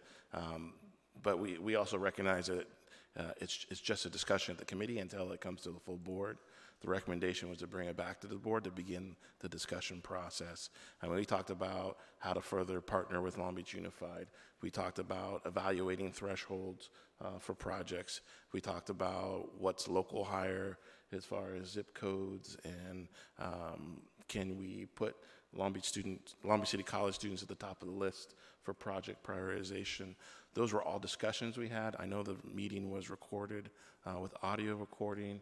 I know there's a link to the meeting with all the supporting documents on the board docs. If you click on agendas and meetings, I want to say we probably had 8 or 9 items at the meeting, and it ranged and covered this topic on a couple of agenda items. And I submitted a written recommendation to add it to the agenda tonight, requesting it be for a vote so that we could have the discussion of starting the process and not concluding the process. And I haven't seen any proposals either, so I don't know about what's coming in May or what's out there. Well, I'm looking forward to having Trustee something to Otto, would you review. like to say a few words? Pardon? Go ahead. I'm looking forward to being able to review something. Yeah, you're absolutely right. And again, this should have been an information item. It is an information item, but we're asking concurrence to start the process out of abundance of caution and transparency. And you're right, ideally it should have been when the agreement was ready for us to look at, but this was just the predecessor activity for it so that we keep you apprised. So hearing no objections, I will move on to item 2.4, I believe is where we last left off. There is no 2.4. Item 3.1, Equitable Growth Profile of Long Beach. This is a presentation by Dr. Kim Marie Tabari, Organization Development Director, USC Program for Environmental and Regional Equity. You will present the new Long Beach Equity Profile findings, which includes what we can do to address the disparity in associate degree attainment. Welcome, Dr. Tabari. Thank you. Good evening, everyone. So nice to be here. I first want to just start with just giving some land acknowledgments. It's a practice that we often do, and someone at the Smithsonian Museum once said that naming is an exercise in power. Whether you're naming places or naming people, you're therefore asserting a power of sorts of establishing what is reality and what is not. And so today I would like to acknowledge that we are on traditional land of the Tongva people who have served as stewards of this land for many, many generations. And again, that is also an example of really starting your meeting on the foot of equity, right? So acknowledging the folks that have come before you, et cetera, et cetera. So I just wanted to share that. Briefly, I'm gonna start my timer. Briefly, I'm gonna go over the equity report. There's a lot of slides. I might slide through some of them rather quickly, talk a little bit about the terrain, give some recommendations, and then maybe have time for 1 or 2 questions. Probably not a lot of questions because you all looked at the profile, right? Yeah, okay. So this equity profile really is like many others that we've done across the country, right? And so if you look particularly at this slide, Cincinnati, Albuquerque, Sacramento, Battle Creek, Michigan, New Orleans, we've done equity reports all over the country, right? And so we talk about how can the data be used to advance equity actions to shift policy, et cetera, right? Equity is past, present, and future. In the past, we talk about prioritizing investments that close racialized gaps. In the present, we talk about how it's involved in authentic partnerships, and I heard about some in this room today. And for future, we talk about ways of mitigating disparities, right? So just giving you an idea of not just thinking about it as this thing that's happening right now. It's been happening in the past, and it will happen in the future. So the community conversation of equity already happening all across the state, right? Particularly, and in Long Beach. And a little bit before I continue, this project was funded by Citibank, and it was, the organization that I work for at USC and PolicyLink are two of the organizations that do equity reports for the country. So I forgot to mention that context because I was in such a rush. So equity is civic engagement. So as you can see, getting folks that fundamental building block for economic strategy, it should be baked in, not sprinkled on. So you can't, think about all the ingredients that go into baking a cake. You don't just want a cake and it appears, right? So that's sort of the way equity works. It's not a one-stop shop type of thing. Equity is disaggregated data. So you want to think about the Asian population, but you also want to disaggregate that. In Long Beach, you've got Chinese immigrants, you've got Filipino residents, you've got Vietnamese residents, you've got Cambodian residents, and then you can disaggregate their unemployment rate. You can disaggregate who has a associate degree or higher. So when you're thinking about equity, you're also thinking about really drilling down on that information, right? So an equitable city, which is what we're hoping to be, right, when all the residents, regardless of their race, ethnicity, gender, orientation, income, citizenship, neighborhood of residence, or other characteristics are fully able to participate in the city's economic vitality, contribute to the city's readiness for the future, and connect to the city's assets and resources. So it's really important that people really lean into this definition of what an equitable city is, because I heard one council member said, oh, we have a lot of cranes in the sky, so, we're doing well, we're successful, we're equitable, and, I had to remind him that just because we have cranes in the sky doesn't mean success, right? Because a lot of those folks that are working on those cranes are from Orange County, and the residents of this city are not touching those resources, right? The methodology we used, we looked at public and private data, like some from the US Census, some from the Bureau of Labor Statistics. We also provide equity indicators by race, ethnicity, gender, nativity, education, and so on. And again, the entire report is, that's us, a little slot there in between those other cities.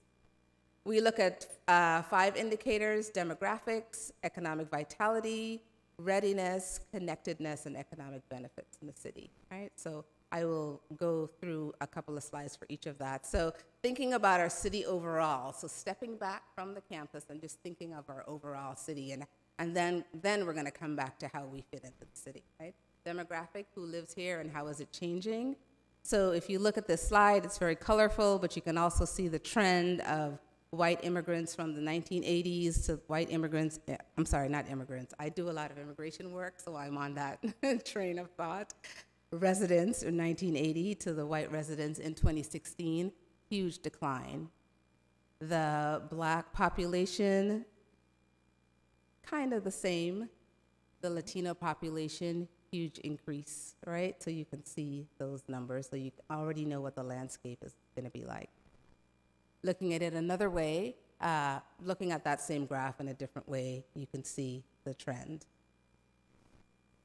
Again, disaggregating that data. So if you're thinking about the Asian Pacific Islanders specifically, there's so many Asian Pacific Islander groups that live in Long Beach. We're super fortunate to have, a multitude of, sort of like a gumbo of people that live here. That's one of our strengths. So you can get an idea of what that looks like across the city. More disaggregating by data, by specific ethnicity. So thinking about the Japanese folks that live here, their average age is 52, versus the Cambodian folks that live here, their average age is 32. So very big difference, right? How is the city doing economically? Or economic vitality? Can all the residents participate in and contribute to the economy?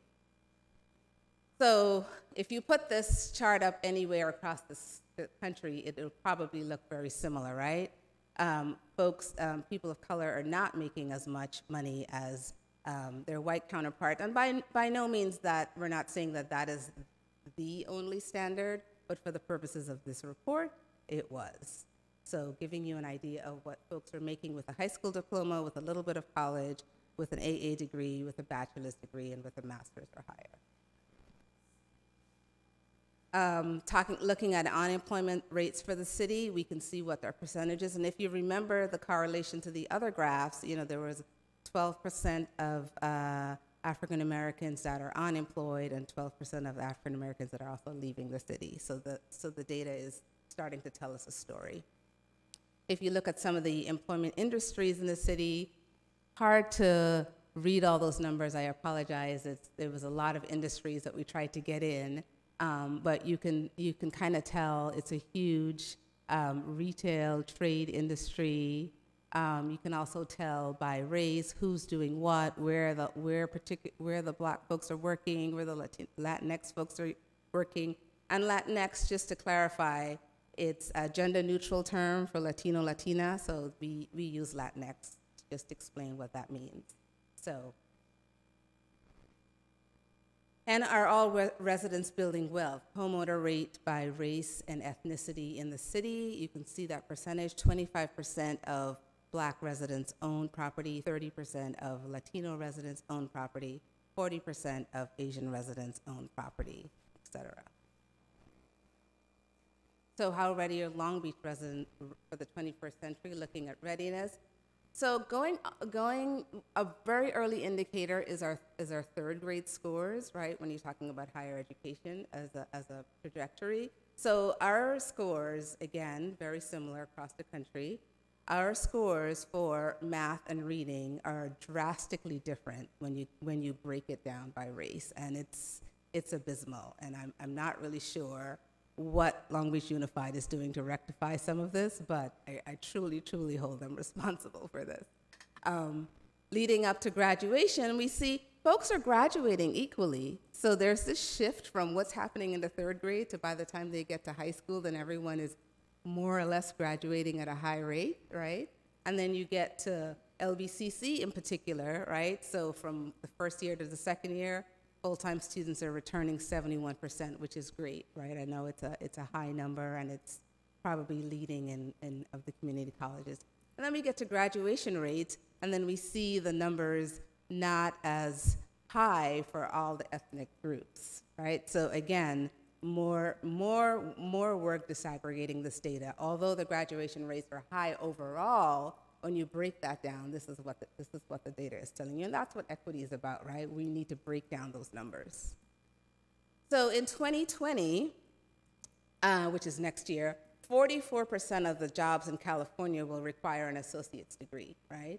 If you're looking at all of the folks that aren't at that 44 level mark, those folks are already at a disadvantage, right, come 2020. And when we did this chart, 2020 seems so far away, but it's next year. So thinking through what are we doing to increase the 10%, 19, 32, 34% of folks that aren't even at the basic. Connectedness, or residents connected to each other and the city's assets. Again, and for this one, we think about rent burdens, right? How many folks are burdened by the housing crisis right now? And overwhelmingly, Black women in the city are overwhelmingly burdened by rent. So if everything went well with racial equity, that's my time, racial equity, Latinx workers would earn more than double their current income if we had an equitable playing field. That's all that's saying. So understanding the terrain, I'm gonna wrap up very quickly because my time is up. Thinking about the conditions for change, right? Who are the primary constituents? What are the economic drivers? How do political preferences reflect historical and current ideologies? Thinking about the arenas for change. Is it electoral? I heard some mention about bills that are passing or bills that are in the works. Electoral support, like the bill for homeless students sleeping in their cars on campus, or homeless students being able to use showers on campus, right? Those are all arenas of change that you all can have a part of. And then the capacity for change having to do with the demographics, very racially mixed campus. Is there more that can be done for specific groups? Alliances and network, who are you working with, who are you collaborating with? Thinking about some strategies for change, right? Ways in which you can look at how are we doing with our leadership development? How are we doing with narrative change? Are we building up our leaders either on this, in this room or on the student level, in the staff level, faculty level? Are we engaging the campus? Is there a lot of voter engagement happening? Is there a polling station on campus, et cetera, right? So finally, the recommendations. The first is dismantling racial barriers and ensuring equitable development. And so again, this goes back to the city's responsibility, right? Prioritizing low housing, communities of color, expanding renter protections, et cetera. The second recommendation is job growth and preparation of the workforce, supporting businesses owned by POC and women, strengthening the city's project labor agreement, ensuring living wages. And the last recommendation, particular to education, ensuring that all Long Beach students of color and low-income students have a clearer path to higher ed, which I know that they already do here. Increasing financial support for early childhood education, which hopefully is happening, is in the works. Creating apprenticeships program, which I know, again, you're doing, and providing debt reduction assistance, which is still a big need for this college and most colleges. So that's it in a nutshell. I'm sorry I had to rush through it, but like I said, it's all online, and I just really wanted to simplify it a little bit because it's 132 pages of data online, lots of graphs, because the graphs tell the story. So I will take maybe one or two questions. Thank you, Dr. Tabari, and I hope I'm pronouncing your name right. Thank you so much for the work you've done. This is amazing. Wow. Gosh, I personally think this is, I've been curious about these stats for a while now, and specifically some of the correlations that you made between the disaggregated data. That was really fantastic. I was reading the New York Times. I think it was the March 10th Sunday paper, and I could be wrong on this statistics, and maybe you've done an analysis on this already within the research you've already conducted, but the number was something around addressing redlining and home ownership and the racial disparity, that in 1960 was like 27%, and now it's 30%. And it astounded me that we've actually regressed. And I don't know if your research also covered some of those racial disparities within our city. If you could please speak to that, if you do have any statistics on that. Yeah, housing is really tricky, and we're doing ongoing research on rent stabilization. We don't like to say rent control. It sounds kind of, controlling. And so the rent stabilization piece is really tricky, looking at the city of LA, taking a slice and looking at Long Beach has been really difficult to understand what's behind some of this, right? And so why are there not more communities of color being able to own homes? And I think that there's a lot of programs in the works. I know in part of the economic blueprint that Councilman Rex Richardson is spearheading, that is planning on ways in which folks of color are able to get loans or have their own businesses or housing assistance. So there's a lot in the works for that right now, mostly because of the statistics that we provided. So it's in the works, definitely. Yeah, it can't come soon enough. The recommendation that you have with providing debt reduction assistance, I'm assuming for our students, can you give an example of some of the practical things that we can start off with? I'm certain we have something, but perhaps something we can expand on. So I'm pretty sure, if not 100% sure, that you'll offer some sort of financial workshop here, and so maybe looking at how that's helpful to students, if it's required, depending on your debt level. So lots of other schools have implemented programs. So I would say look up some of the best practices of debt reduction assistance. It wasn't in our preview to figure out what those programs would look like as far as recommendations. So we are hoping that whoever wants to use this tool, and it's open to anybody, right, to just take the information from online and use it to sort of build something that you want to get done, right? So if it's around creating more apprenticeship programs, what does that look like? And then create, scaffold that out. This is a recommendation from a study, and so what does it look like? Debt reduction assistance, what would that look like? And so other schools are doing some great things, so I would say just, look up some best practices of folks that are doing this, because it's super, super needed. Thank you. Trustees, Trustee Intuk, I think you had your hand up, or you want to yield? Okay. Trustee Otto? Thank you. So I see in your recommendations that you don't include free community college, which of course is a nationwide movement. Although I must tell you that here in California, at least, what we all know is that it ain't the cost of tuition, where California is pretty much the lowest tuition in the United States, that keeps people, all people, but certainly blacks, Hispanics, and whatnot from succeeding are other things. And it's their car breaks down. They have health issues. They have no babysitter and all those things. And I didn't see anything in here about how do you change financial aid, which is, there's a movement in California to do this, to include Pell Grants, which can be used for other things than tuition. And I think that's an important insight that we can be working on. Right. I mean, I learned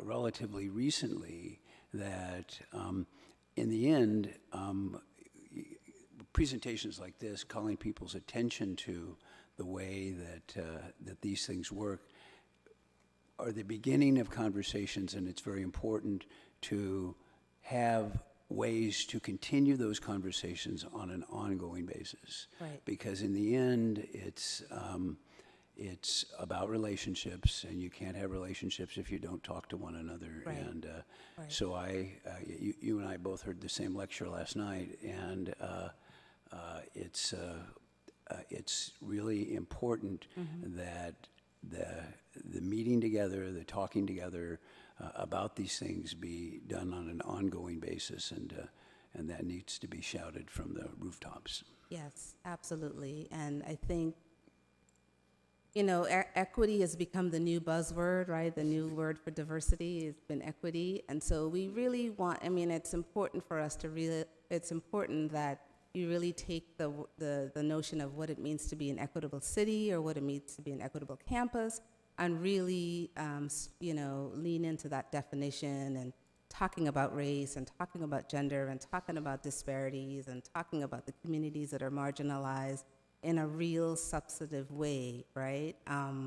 So that's essentially key to this, particularly the first one on, dismantling racial barriers and ensuring equitable development. Like, that's not something easy to do, and it's something that we have to be doing every single day. And I know that you all are doing a plethora of programs, and so I'm sure that this is happening, but it's also a good reminder to see where you fall in the scale, and what the numbers look like, what the data's telling you.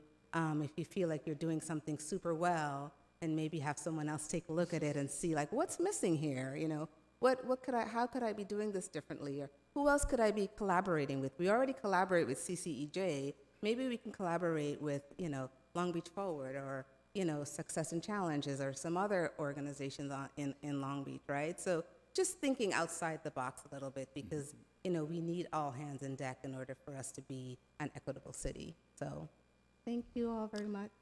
I think there are a few more trustees. Oh, sorry. I Trustee didn't want to take up all your time. No, you're just fine, okay. Dr. Jabari. It's a pleasure having you here. Trustee Intuk, and then I believe Trustee Jones would also like to speak. Thank you so much for sharing. We are really incredibly proud to host the event, the launch last month at the PCC campus. I want to say there was almost 60 people in attendance, and be able to showcase this profile. We were talking about Long Beach City College as being the equity epicenter, that there's no better place for us to host it than here, because everybody in the community can come to the college, and does come to the college. And one of the things that strikes me in this is to continue to talk about the truth and the data of what's happening. We have had this ongoing conversation over the last year of my time on the board about equity, about updating our mission our strategic goals, a task force. We recognize that we have an achievement gap, and then that translates into an economic opportunity gap of home ownership and credit management and, you know, wealth transfer to the next generation. But if you don't talk about the problem, you can never solve the problem. If you gloss over and you say everything's fine and it's always been fine, that's not true. And it's good to see the same data that we see on campus shows up in this citywide independent study, that there is a difference how students are performing. And we've had some really great presenters come and talk about what are we doing in the classroom to adjust in the information that we're empowering faculty now to see how their students are performing and transferring, and what, you know, can they change their pedagogy to be more inclusive? And I don't know if those type of conversations have been happening before, but I know this was like, oh, this is the same thing we talked about in November. This is the same thing we talked about in February. And here we are in March, another data source showing us that we have work to do. And I think about it as progressive reconstructionism, that we're trying to reconstruct the systems to meet the goals and meet the objectives that is for everybody. And if we say with the status quo, it's not. And it's the system is not happening on accident. It's happening on purpose, the outcomes we're getting. And so thinking intentionally how we can do debt reduction strategies like early college and middle college, and letting students get, you know, units for free that they can transfer anywhere. You know, a lot of times, you know, some of the for-profits come and they give us a good sales pitch. We don't take any of their units. Long Beach State doesn't take any of their units, you know, and it's, but the debt is still there. And so anything I think we can do to further that. But one key thing I want to close on and ask your opinion, I think sometimes it's misconstructed that it's a net sum game, that if other people are going to come up, that means I have to give up. That someone was going to take from me, and I can't have a good quality of life either.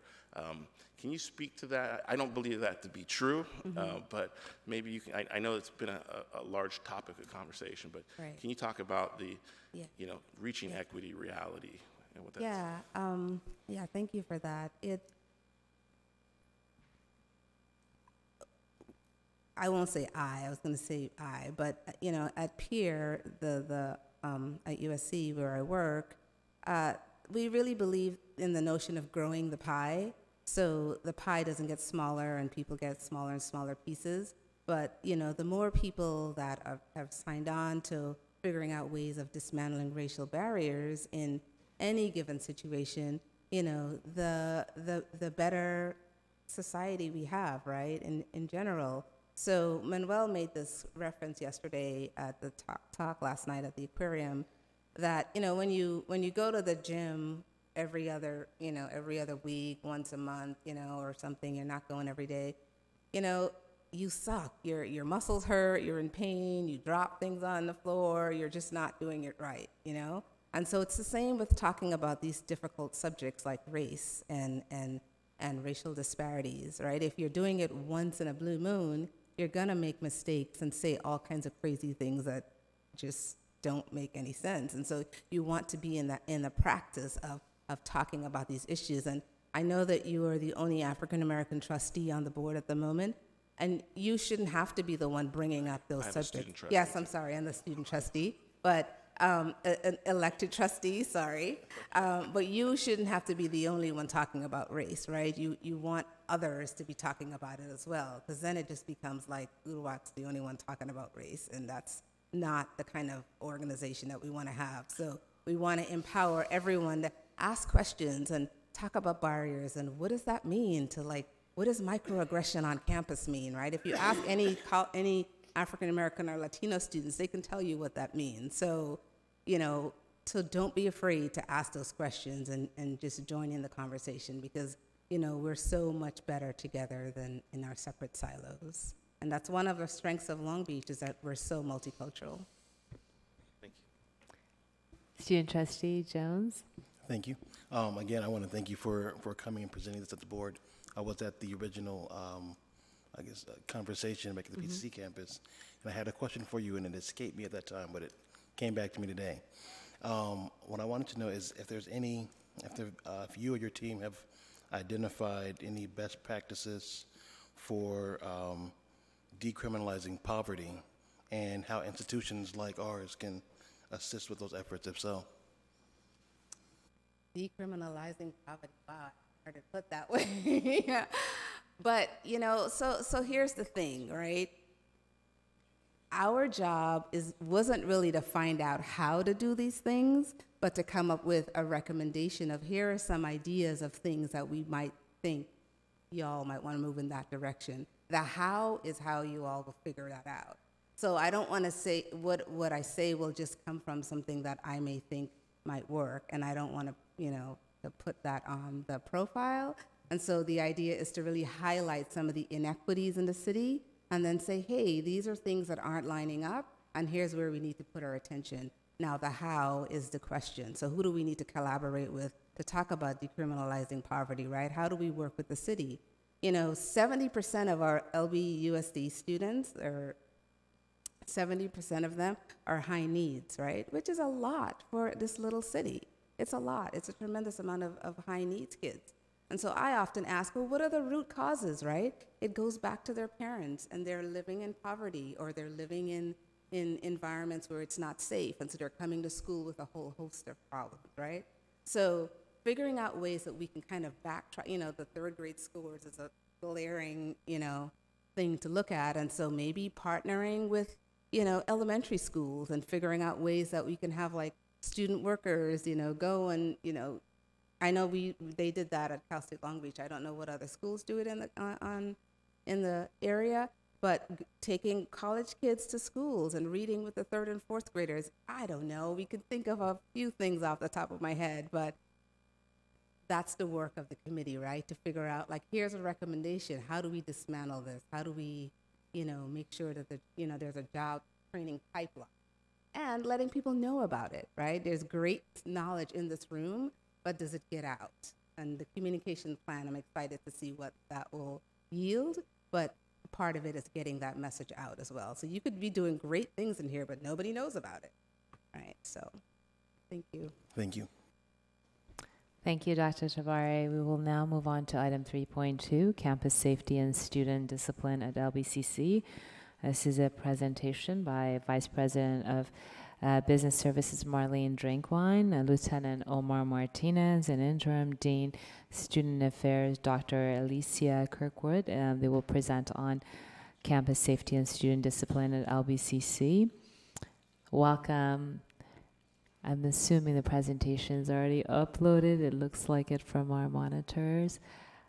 Superintendent President Dr. Romali, would you like to say a few words before we kick off the presentation? So I would like to thank Trustee Ntuk for bringing this forward. You do receive a yearly report in May that speaks to the Clery Act, but he was very curious, as is all the board members and the staff, in terms of what sort of patterns are we seeing with crime on campus? What if we pattern code those, what sort of themes are drawn out of that? And then how does that relate to student discipline? Is there any inequities there? And what has been done to solve the problem so far and lower those instances? And then what's planned in the future? So I would like to welcome our three presenters. Thank you. We're going to provide you with an overview, as Dr. Romali mentioned, of how we approach campus safety and security in a very holistic manner. And it will be augmented by the data we provide you in May with the Clery report. So along with myself, Marlene Drinkwine, Vice President of Business Services, I have two other folks who are critical to ensuring the safety of students, staff, and faculty on our campus. We have with us Lieutenant Omar Martinez of the Long Beach Police Department, as well as Dr. Alicia Kirkwood, who is our Interim Dean of Student Affairs. We're going to give you a really broad picture of campus safety in a very short amount of time, so forgive us as we move quickly through our presentation. We're going to start off sharing with you some very good news about exactly how safe our campuses are, and I'd like to bring up Lieutenant Martinez to go over some data with you.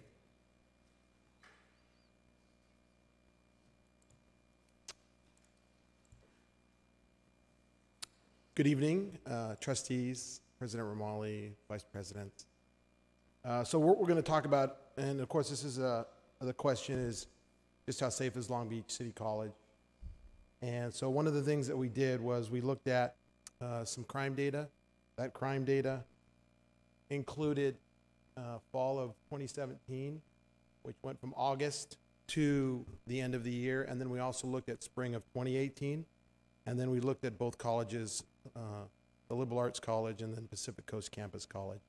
So if you look at the Liberal Arts Campus and you look at the two time periods, fall of 2017 and spring of 2018, and what you do is you take a look at the numbers. So what we did is to provide some compare and contrast is we looked at the crime on campus, and then we also looked at the neighborhood adjacent to the campus. And so if you look at the numbers, what it shows is that at least in the Liberal Arts Campus, if you look at the numbers, fall of 2017, there was 9 incidents, and then of course the neighborhood had 18.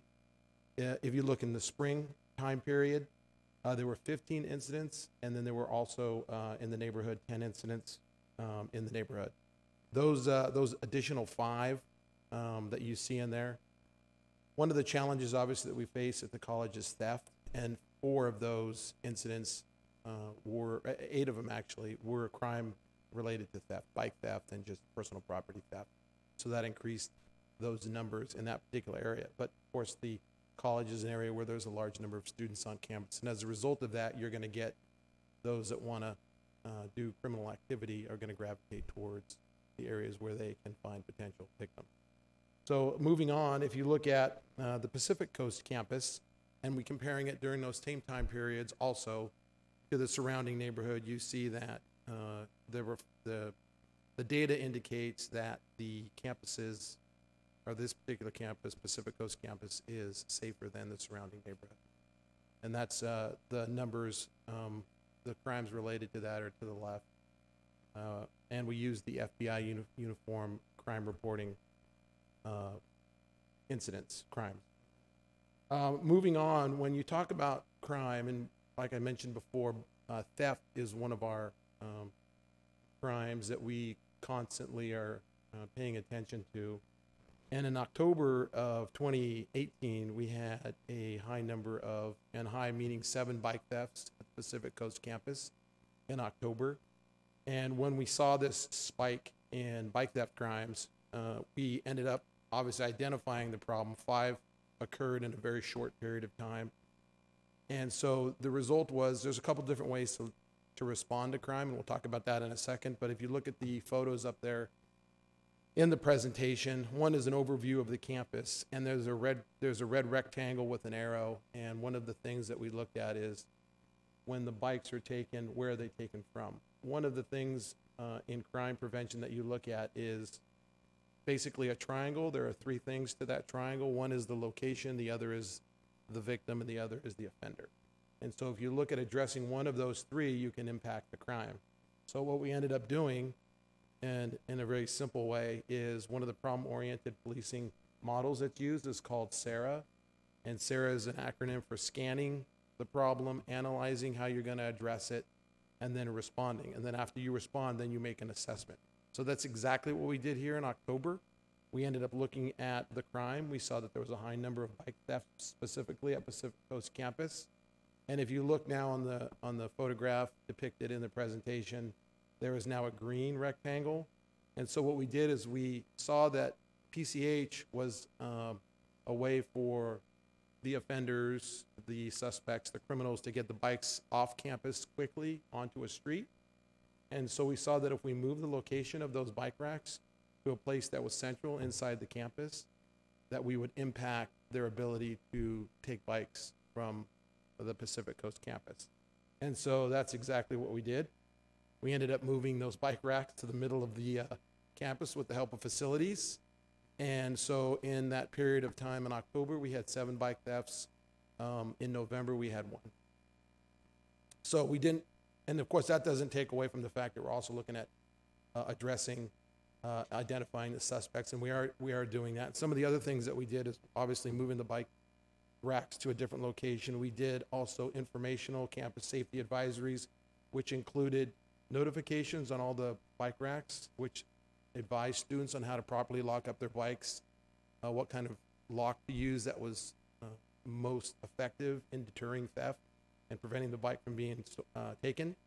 And then we also used our social media accounts, Twitter, to get out information about the bike thefts, which also included links through the college website to provide another additional informational page on how to protect your bike from being taken from campus. And in addition to that, also in November, we did not have an Instagram account. We activated an Instagram account in November to also increase our ability to put out additional information regarding safety advisories and also to engage the college community. One of the other things we've used too as a district cameras have been very effective for us in identifying potential suspects and leading to arrests. And then of course we work with our detectives. The Long Beach Police Department works with the campus police works with our detectives downtown in order to identify suspects and charge them with crimes. And like I said, we had one in November, so the strategies that we used in October turned out to be highly effective in this particular case. One of the things we're also doing is we are bringing out detectives working with Long Beach Public Works to register bicycles. It's called the 529 program. It's an app that helps bike owners register their bikes, makes the ability to identify their bike later. And so they're coming out in April to help them identify and register the bike so that if it is taken, that it's easier for us to identify and provide and return it back to the owner.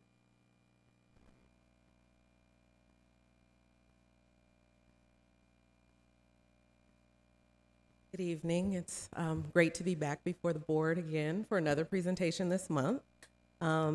So I'm gonna give us a quick synopsis on what is the data telling us about student conduct. And so as you can see on the slide before you, the majority of our reported violations are low level.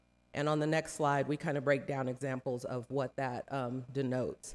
But also one thing that really I'm proud to say, and I was very happy to see when I was disaggregating the data and looking at it, there are no indicators that there is disproportionate overrepresentation based on race or gender in our conduct numbers. And so that is very refreshing for me to know, because while we have a lot of work to do, we do have a process that is equitable and just. And so we're working very hard to just ensure that we are making sure that our process is consistent and fair across the board. So we provided a year-by-year comparison here because for conduct, for whatever reason, it trends. So fall semester numbers are just higher. And so while I have all the data, I chose a fall-to-fall comparison so that I could show you all what the data looks like that we're seeing. And also, so right here is an example of, just so you know, so our majority of non-academic reports that we receive for violations fall mostly under willful disobedience, which is usually a student refusing to leave the class. You know, the instructor may say, will you please leave the class? You're providing a disruption, the student refuses to leave. The second is obstruction and disruption. And so this is when it actually requires the faculty member, the instructor, to have to stop class to redirect the behavior. And so majority of our cases are falling within that area.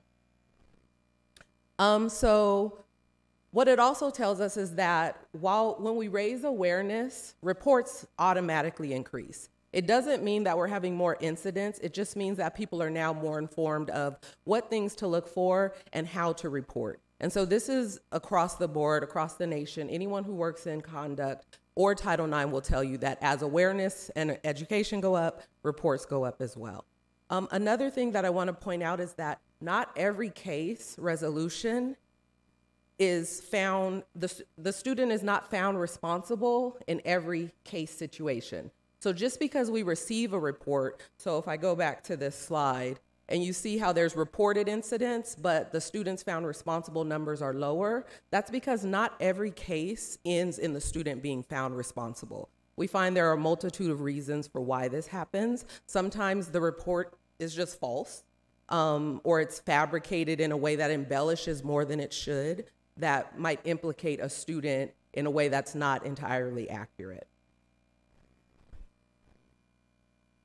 So our office really depends on strong collaborative relationships with our faculty and staff. 9 times out of 10, that's where the initial report is coming from. So we're working very hard to provide comprehensive investigation, and sometimes that can impede our ability during the process to communicate back and forth with faculty and staff. But that's why I understand it's so important to develop strong relationships so that there's trust in our competency to do the work, and we will close the loop. And so some of the ways we've already responded to feedback that we've received from faculty was first doing that. Our response time has improved tremendously. We do not let things linger, even if we're waiting to hear back. Like, you know, if I have a case that I'm working on and I'm investigating, I'm waiting to be able to speak with a student because their schedule or whatnot, we're keeping our faculty partners and our staff partners in the loop. While we can't tell them specifics, we can let them know that their concerns have been heard and we're working on it. So that's one way. Another way that we have actually done is making sure that we have a clear definition of who is a student and who is a non-student. So when I came on board about 3 months ago, there were about 2 very egregious situations that involved our faculty members. But what we found out is those were non-students, which technically should have never gone through a student conduct process in the first place. And so just by being able to clearly define this, which is a part of the overall revision and update of Administrative Regulation 5012 that's currently being vetted through our constituency groups. Our student trustee Jones has actually had a chance to review it and gave me some quite good feedback on it. A very good editor he is. And so we are vetting it and making sure that we've increased the code of conduct, because I have a firm belief that if we're gonna hold students accountable, they have to know what we expect from them. And so this code of conduct will allow us to do that and then hold students accountable where necessary, where there's policy to support it.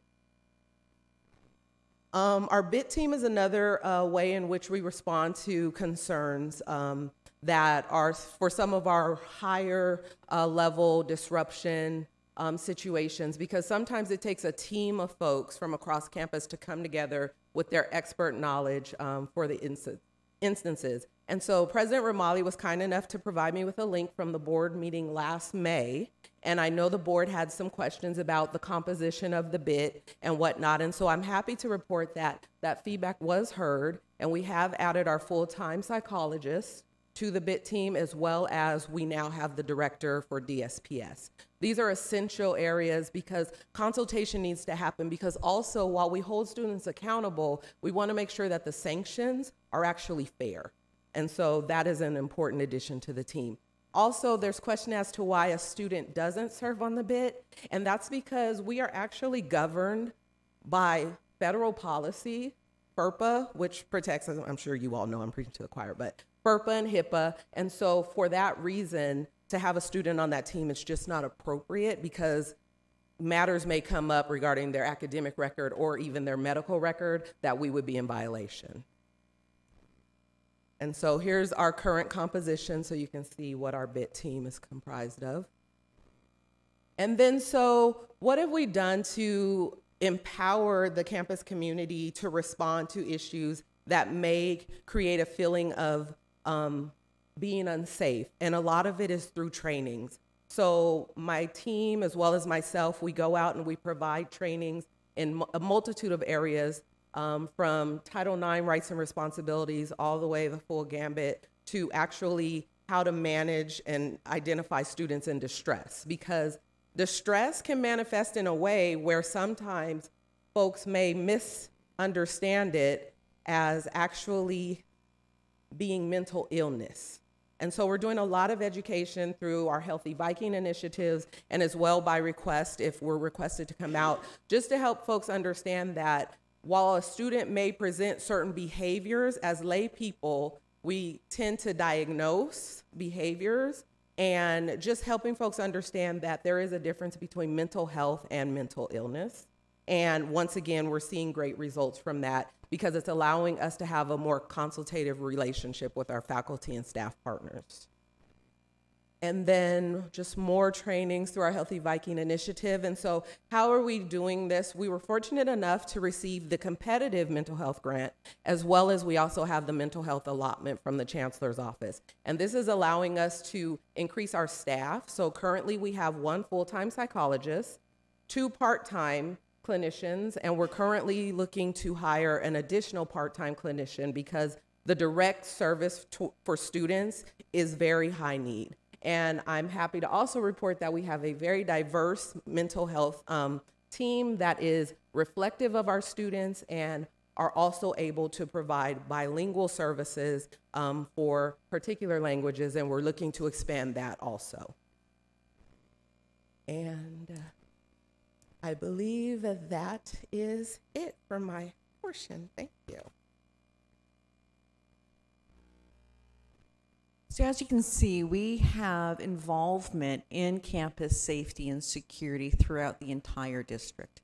And really the effort to provide a culture of safety and an environment that encourages learning while keeping all of its students, staff, and faculty safe is a responsibility of a great many people. For instance, everything from our risk management group, working with our insurers to make sure our properties are safe, through our Long Beach Police Department, student support services, facilities across the board.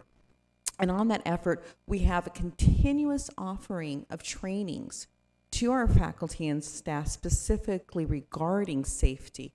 These trainings go from everything from first aid workshops to managing difficult students and identifying students in distress to specific guidance on active shooter situations, an opportunity for us to, when invited, come out and assess the specific area our employees are working on to provide them guidance on how to react specifically, participation in the Great American Shakeout across the board. And again, these are continuous, that there are always great many opportunities to participate.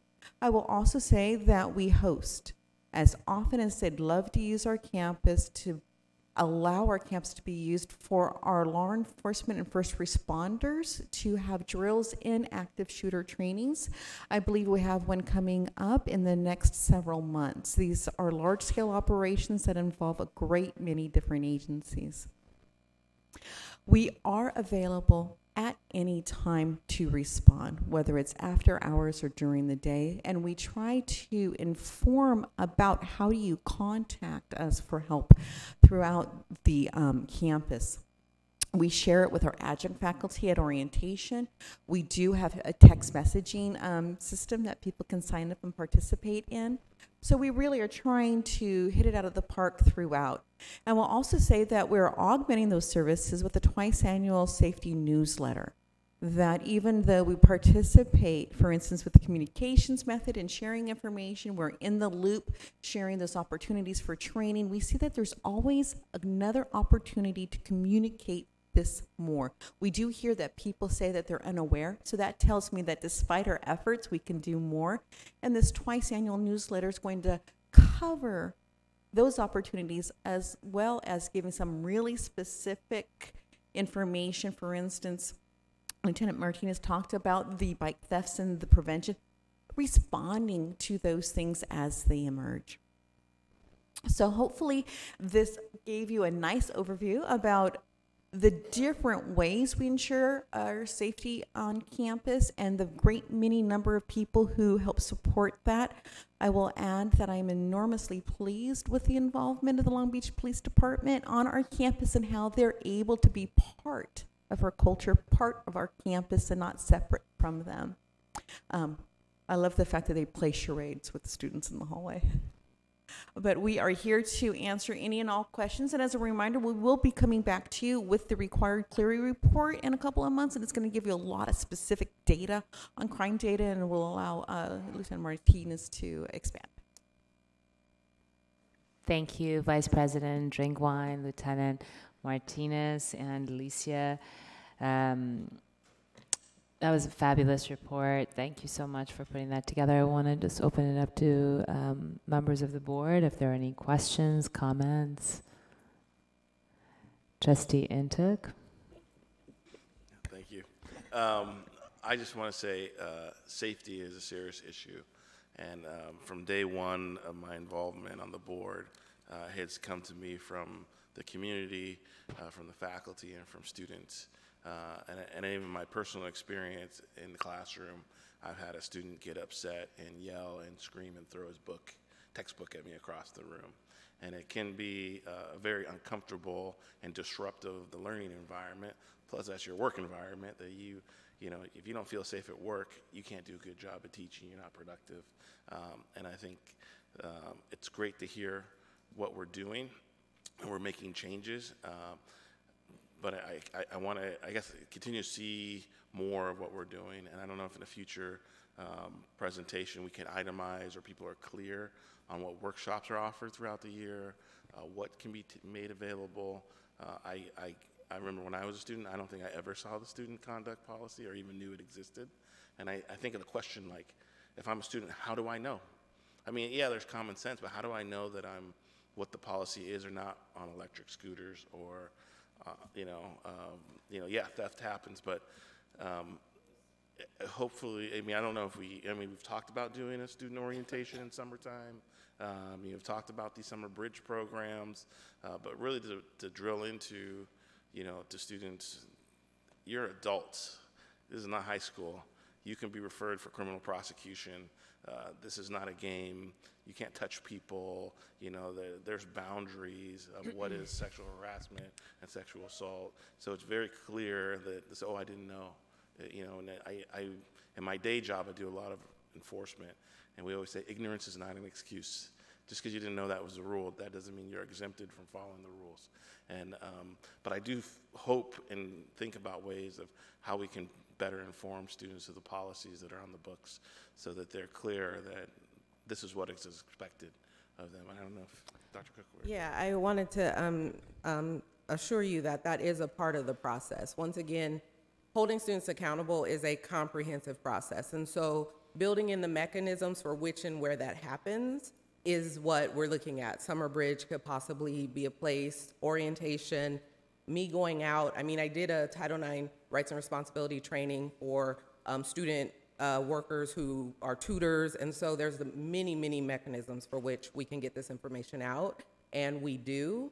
But the best way, and I was actually letting Kirsten know I was going to be reaching out to her, because we actually, if we receive the request from the faculty, we then just go to the class. And so opening that line of communication to make sure that we are consistently and ongoing, like policies change. Title IX is possibly about to change, right? So it is an ongoing thing. So I do want to assure you that that is a method to the process, and it's just a matter of figuring out the best way to facilitate that process here at Long Beach.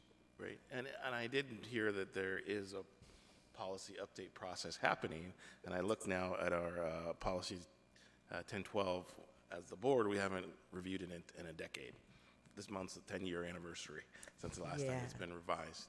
And so I think it's probably timely for us to take this information and see how can we change the policy to make positive results and impacts on students. So I don't know when in the process we get involved.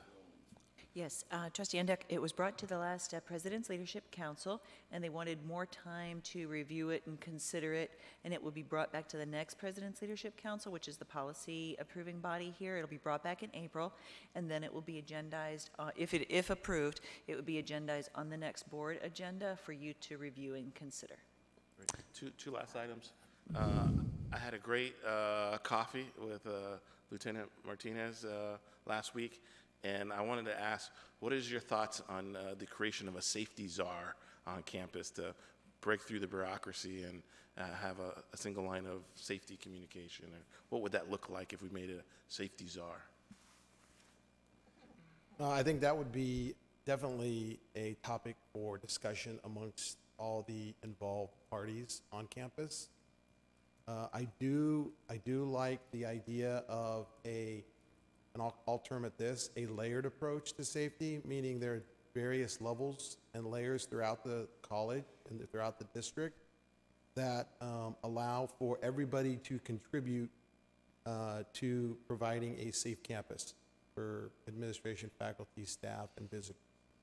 And so putting one person in charge is, seems like the thing to do in order to kind of oversee everything, but at the same time, the way that we do it now with committees and various groups that cover various topics seems to be effective, at least at this point. But that would be a discussion that could happen in the future to see if that's something that would help organize certain aspects of the campus and safety. But I do like the layered approach. One of the terms we use in law enforcement is called force multipliers, meaning there are various groups throughout the public or the community, in this case throughout the college. And I think one of the ways to strengthen safety on campus is to strengthen those groups that are force multipliers. And that goes with that layered approach. You've got different groups throughout the campus. You strengthen those groups and you increase awareness and education and you increase your safety. Last question, maybe Dr. Kirkwood. What is our due process for students as far as notification if an allegation is happening, and then what if it rises to a potential criminal act? When do we refer it? Do they get notified if they get referred, or does it just happen, or we think about it for a year and then we do it? Is there a statute limitation on that? Okay, so yeah, you asked two different questions. So I'll first answer the due process. So they receive a notification letter, and I'm using the language. So I did a lot of revising of language as well, so that is much more conducive with the national norms as well as inclusive. So they receive a notification letter. They have 7 days to respond for a meeting. They're brought in, give them the opportunity, let us know from their perspective what occurred, and just to go back real quick, the notification letter gives a brief synopsis of, it's been brought to our attention, you possibly violated our conduct code. Please contact us for a meeting, because conduct is also an educational process. So our goal is to get the student in front of us. We don't want them to just decide, oh, there's many other colleges I can go to, I don't want to deal with this, I'm not going in. So we really try to make it welcoming so they come in. They provide us with their perspective of what happened. Through investigative process, you kind of know the types of questions to ask. We find out there's witnesses, other people who saw it, they were there. We bring in the witnesses. We hear from all parties that may have something to say. If it occurred in class, we request statements from the faculty or instructor. And then depending, we bring in, so the reporting party and the respondents, and there can be multiple respondents sometimes. They also come in, and so they're given the same due process, same process, tell us what happened. And then there's an assessment. And so it's not a court of law, so we don't have the burden of proof, but is it more likely than not? And most students are fairly honest. If you just sit there silent long enough, they tell you everything.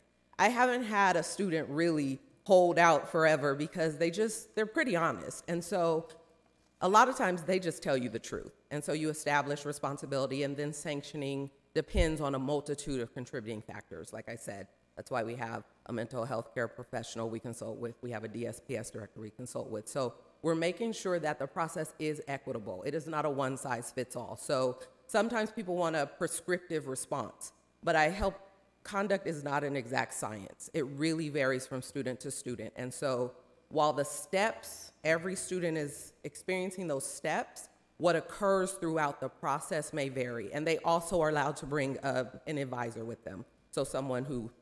Is there an appeal process? There is an appeal process, so we do go for it. All of this stuff is under review right now, though, so the actual way in which it happens, I don't want you all to quote me on this, well, you said, because depending if it passes through the vetting process, it might look differently. But yes, they are able to appeal suspensions and expulsions, and in that process, that always kicks up. So Title IX would kick up to our VP, and conduct would pick up to the dean, and then or the VP, once again, depending on the situation, the nature of the case, the situation. And so, but yes, there is an appeal process.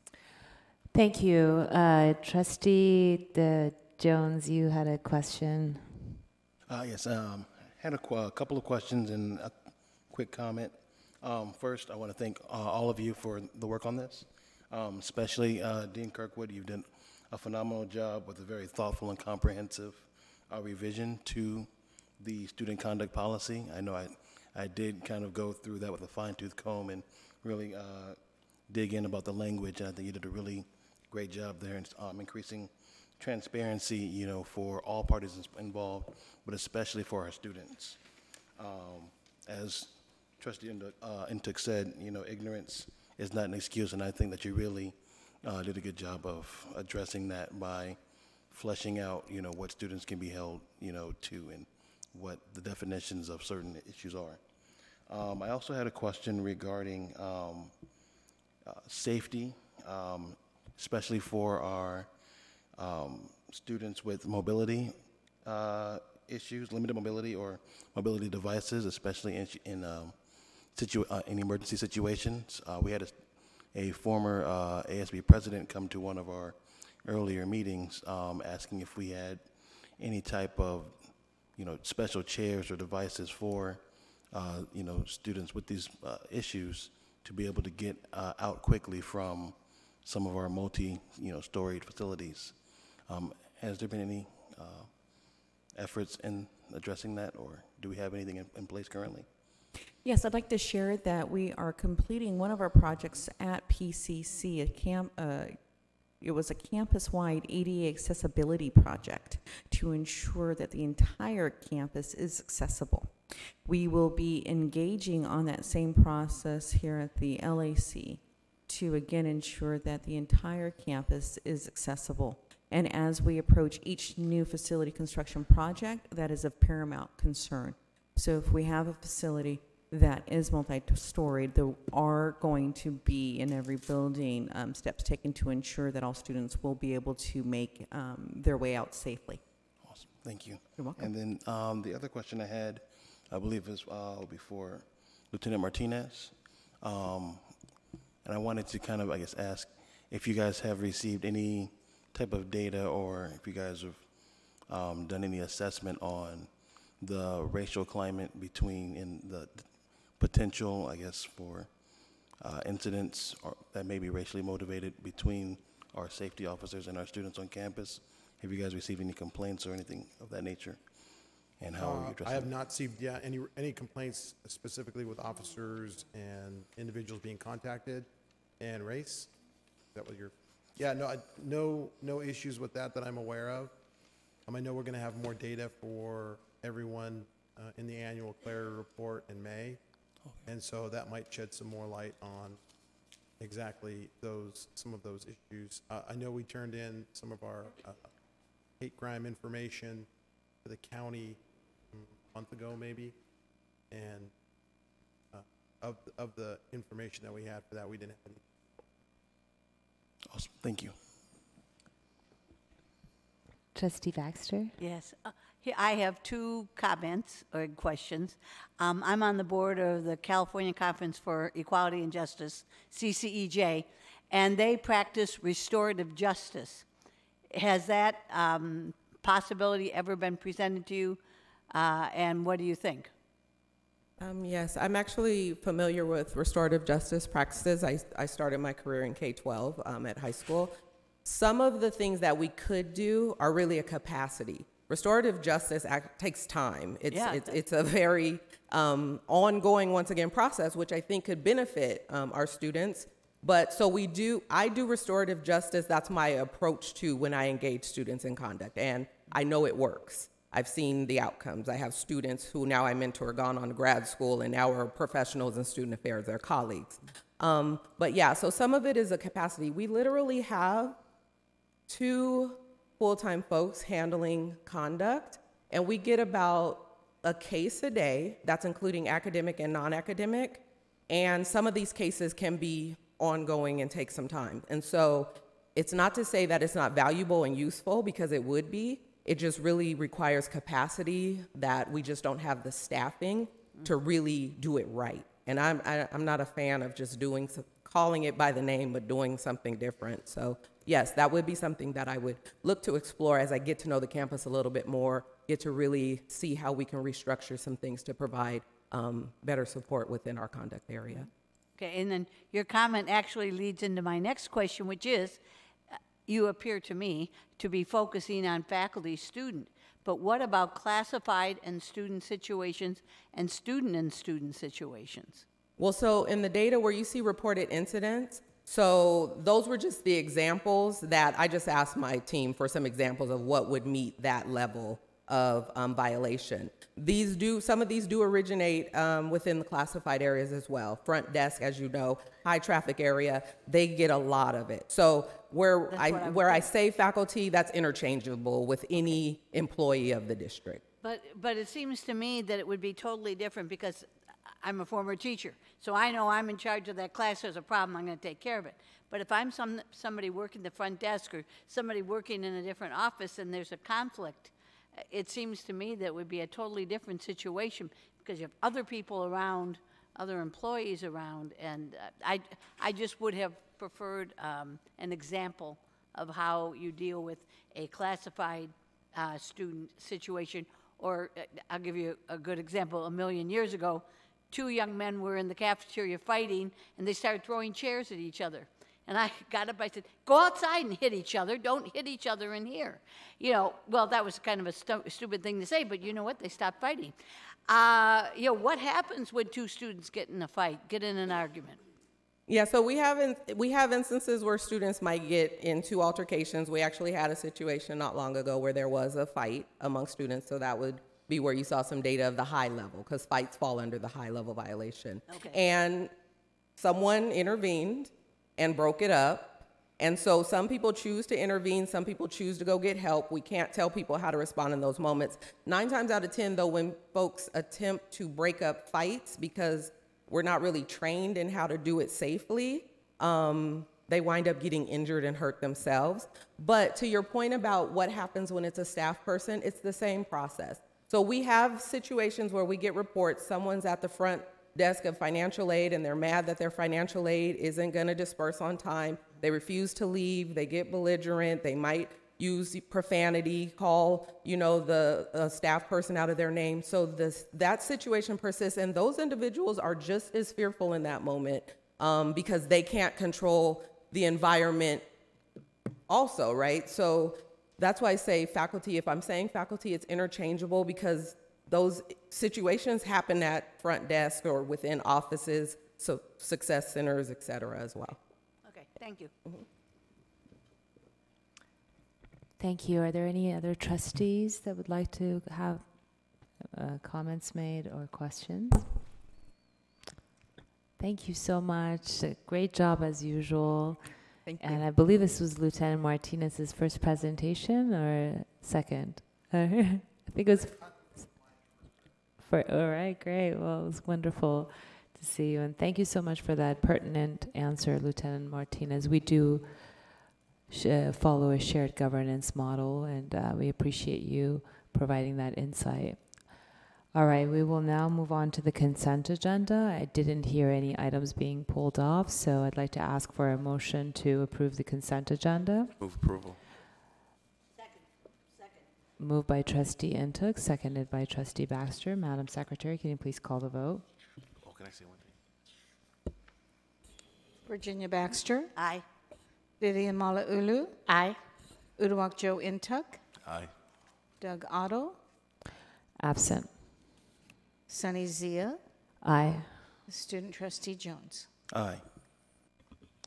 We will now move on to item 5.1, employment contract for Oscar Lee Douglas, Dean of Language, Arts, and Communication. It is an action item that the Board of Trustees approve the employment contract for Oscar Lee Douglas, Dean of Language, Arts, and Communication. Submitted. The employment contract provides for a term of employment from July 1, 2019 to June 30th, 2021. The contract provides for annual compensation of $154,083 along with health and welfare benefits and life insurance. Is there a motion? So moved. Moved by Trustee Intook. Is there a second? Second. Are there any questions, comments? Congratulations. I want to commend you, Dr. Douglas Lee. If Madam Secretary can call for the vote. Virginia Baxter. Aye. Vivian Malauulu. Aye. Uduak Joe Intuk. Happily aye. Yes. Did I just make you a doctor? It's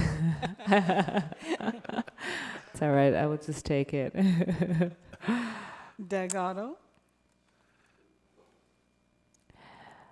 Item 5.2, employment And contract with Sunny Michelle. Zia. Oh, I'm sorry. Let me finish. I thought I already gave my endorsement after my little faux pas. Item 5. Are we done with that? Yeah. Good. Item 5.2, employment. Congratulations, Lee. Item 5.2. Employment contract with Michelle Grimes-Hillman, Dean of Academic Affairs. It is an action item that the Board of Trustees approve the employment contract for Michelle Grimes-Hillman, Dean of Academic Affairs, is submitted. The employment contract provides for a term of employment from July 1, 2019 to June 30th, 2021. The contract provides for annual compensation of $163,467 along with health and welfare benefits and life insurance. Do I have a motion? So moved. Is there a second? Seconded by Trustee Otto. Are there any questions, comments? Who was the motion? Trustee Baxter made the motion and Trustee Otto seconded. I just wanted to personally offer my congratulations, Michelle. You are amazing. I've heard fantastic input and insight about you of the contributions you have made to the district, and I look forward to casting my vote as a yes. Madam Secretary, call for the vote, please. Virginia Baxter. Aye. Vivian Malauulu. Aye. Uduak Joe Intuck. Aye. Doug Otto. Sunny Zia. Aye. Congratulations, Michelle.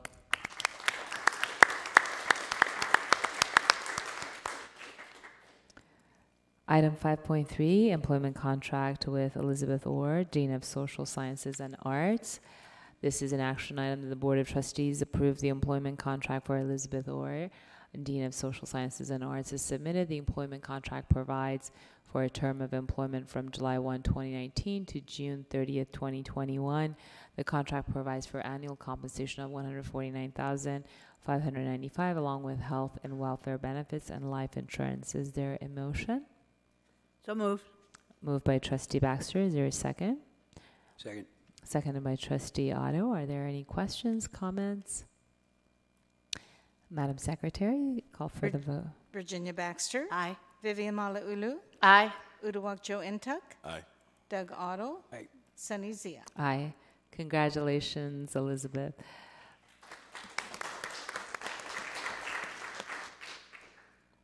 Item 5.4, employment contract with William Husak, interim athletic director. It is a recommended item for action that the Board of Trustees approve the employment contract for William Husak for the term of employment from April 1, 2019 to March 30th, 2020. The contract provides for annual compensation of $155,065 along with health and welfare benefits and life insurance. Is there a motion? So moved. Second. Are there any questions, comments? I have a comment. Yes. We're very lucky to have the services of Bill Husak, who's the former athletic director at Cal State Long Beach, did a super job. And I'm glad that he's here with us. Who is? Mr. Husakis? Trustee Otto, did you want to say a few words, or?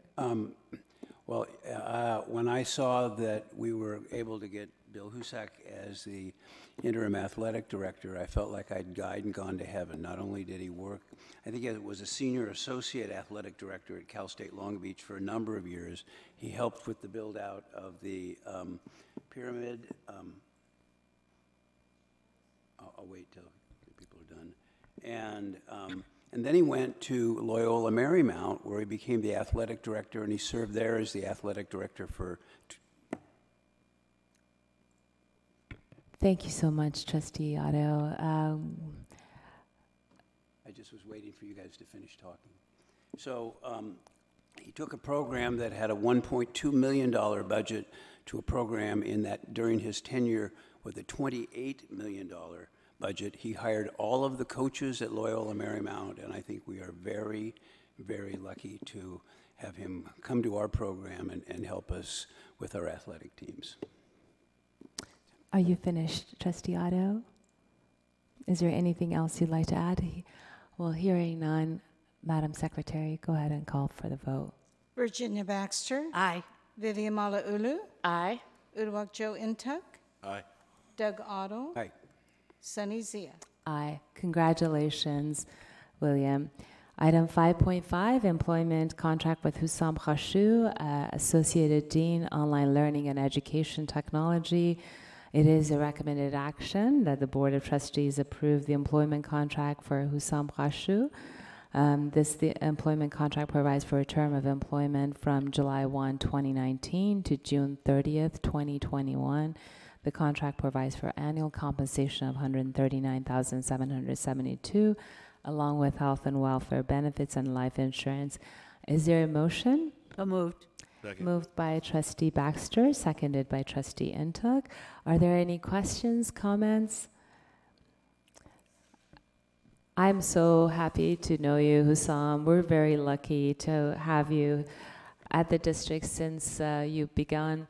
I remember when you were part of the new faculty, and it was just, you bring a warm smile, and you have a very, very loving and inclusive approach that is very much fit for our district, and I really appreciate you and commend you, and want to congratulate you.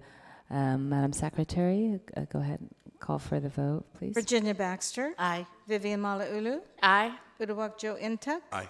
Doug Otto. Aye. Sunny Zia. Aye. Congratulations, Hussam. Item 5.6, Chai LBCC initial bargaining proposal to the district, full contract renewal. This is an information item. On March 14, the district received the Sunshine proposals from the certified hourly instructors, Long Beach City College, Chai LBCC. Excuse me, Trustee Otto, I'm having a hard time understanding. Would you mind just allowing me to finish this before you carry your conversation? Be done in just a minute. Okay, well then we'll wait until you're done.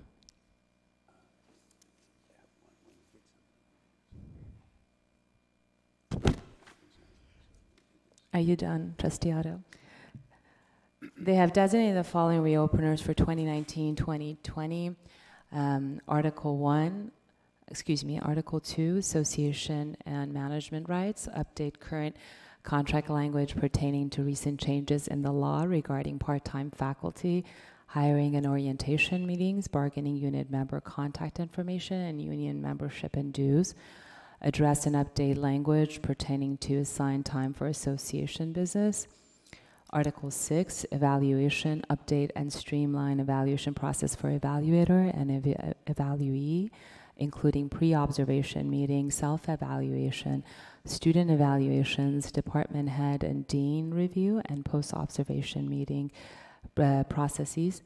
Article 7, hours of employment, service load, update contract language to address part-time faculty responsibilities outside of normal work, teaching hours, including office hours, prep time, and student contact time. Article 8, assignment rights and reemployment preference.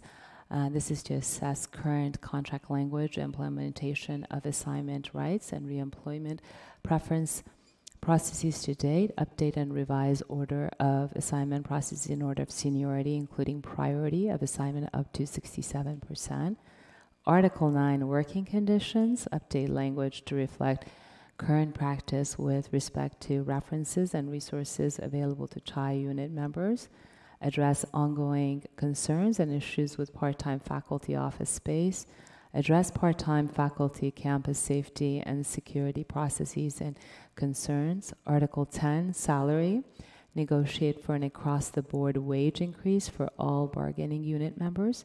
Bring CHI hourly rates in line with rates of pay for part-time faculty in surrounding and comparable districts. Update current contract language accordingly. Article 13, reopeners, update duration, reopeners, and current contract language accordingly. And Article 17, duration of agreement, update with Article 13, and amend language accordingly. New article has been introduced, health and welfare benefits, initiate discussion, review membership data, and explore processes to implement part-time faculty eligibility and coverage for health and welfare benefits in accordance with California Government Code Section 3547. This proposal is being presented at a public meeting to inform the public. In accordance with Administrative Regulation 2003.3, the public will be given no less than 14 calendar days to review it. As a result, the public hearing providing the public the opportunity to express itself on the CHI-LBCC initial proposal will be held at the Board of Trustees meeting on April 24, 2019, at which time it will appear on the agenda for proposed adoption by the board. Are there any questions, comments on this item? Hearing none, we'll move to item 5.7, District Initial Bargaining Proposal to CHI-LBCC Full Contract Renewal. This is an information item, and California Government Code Section 3547 requires that all initial proposals of exclusive representatives and the district shall be presented at a public meeting of the Board of Trustees. The current master agreement between the Long Beach Community College District and certified hourly instructors, Long Beach City College CHI-LBCC, terminates on June 30th, 2019. Accordingly, the district proposes to reopen negotiations on a successor agreement with the CHI-LBCC on the issues that is codified in the board agenda. I won't go over all the articles, but it is posted. Are there any questions, comments on this item before I move on? Hearing none. Item 6.1, revised institutional learning outcomes. This is an information item. The revised institutional learning outcomes, formerly known as general education outcomes, were approved by the Assessment of Student Learning Outcomes Subcommittee on December 4, 2018 at the Curriculum Committee meeting on February 20th, 2019. The revised institutional learning outcomes are being presented to the Board of Trustees as an informational item. Superintendent President Dr. Romali, are there any items that you'd like to highlight before I give it to Jorge to provide any insight if you like? No, I will defer to President Ochoa. I'm going to defer to Colin Williams. He is the chair for this committee, and Colin and Wendy are here. They can add any information to this item. We have received the information in the docket. Are there anything that you'd like to present on? Please come to the podium and welcome.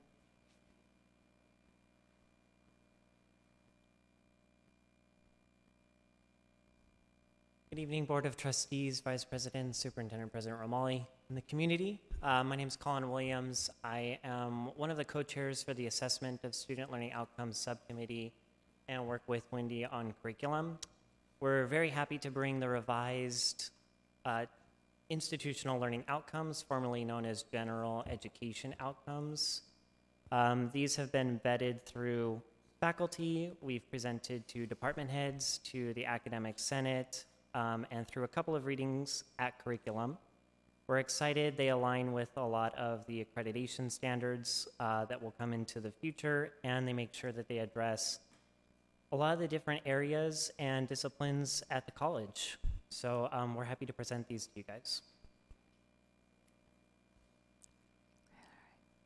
Thank you very much. Thank you. I love how you have spoken artistic forms in there as well. Item 7.1, revised 2019-2020 academic calendar. The Board of Trustees, this is an action item, and it is recommended that the Board of Trustees approve the revised 2019-2020 academic calendar as submitted.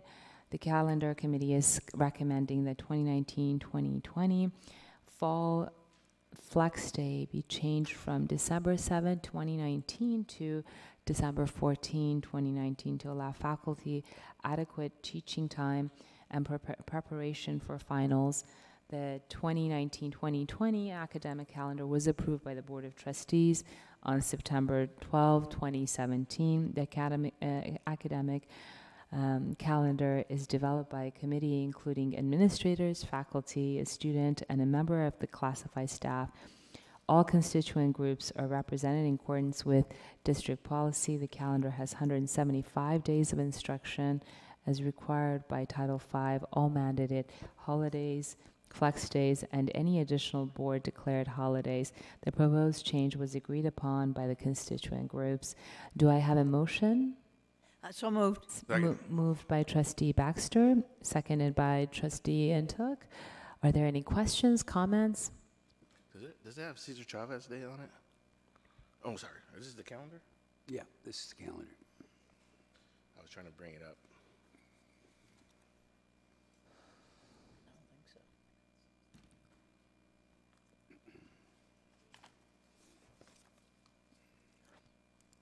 Yeah, Lincoln Washington Memorial, Independence. Okay.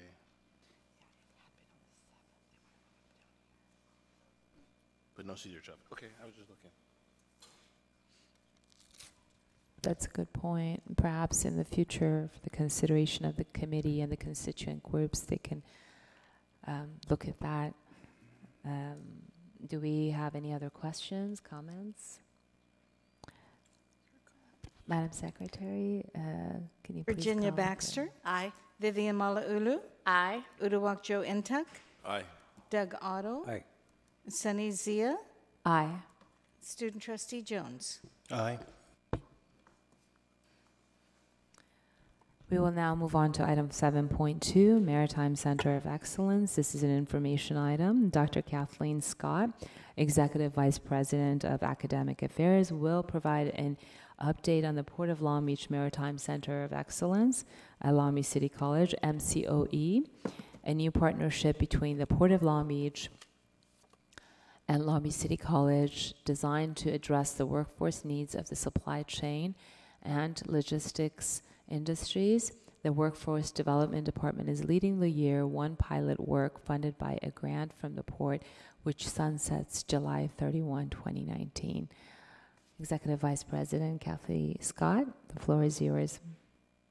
Thank you, President Zia. Last October, LBCC entered into a new and very exciting partnership with the Port of Long Beach and created the Port of Long Beach Maritime Center of Excellence at Long Beach City College. The partnership was designed to create opportunities for our students in the supply chain and logistics industries specifically. And there were 5 initial deliverables identified for this pilot project. First was the creation of an advisory committee with representatives from industry, education, and the port to help us look at what we could offer in a not-for-credit fee-based training that would serve as sort of a pilot for any new credit or non-credit courses we might want to develop. The second deliverable was to create and conduct a pilot training program of 6 new workshops. This was the not-for-credit training. And to create a boot camp for the Academy of Global Logistics, AGL, at Cabrillo High School. And also to create several internship opportunities for our students here at LBCC, at the port or with port-related industry partners. And finally, to look at all the logistics pathways that exist both here at LBCC, at the high school district, at Cal State Long Beach, and try to create a single roadmap, because right now we have different programs with sort of different destinations, I guess you could say. So there's been quite a bit of work done thus far. The advisory committee has met several times, actually 4 times, and they created a set of 6 6 specific occupations and the competencies for those occupations. They include customer service representative, dispatcher, logistics specialist, logistics manager, transportation operations supervisor, and warehouse and distribution supervisor. These are each a separate course of 20 to 50 hours each, and they're not necessarily meant to be in a series. They're meant to be distinct trainings. After the work of the advisory committee was completed, subject matter experts were hired to create and to offer this short-term, not-for-credit training. So those have taken place, and they are still running and will run through May.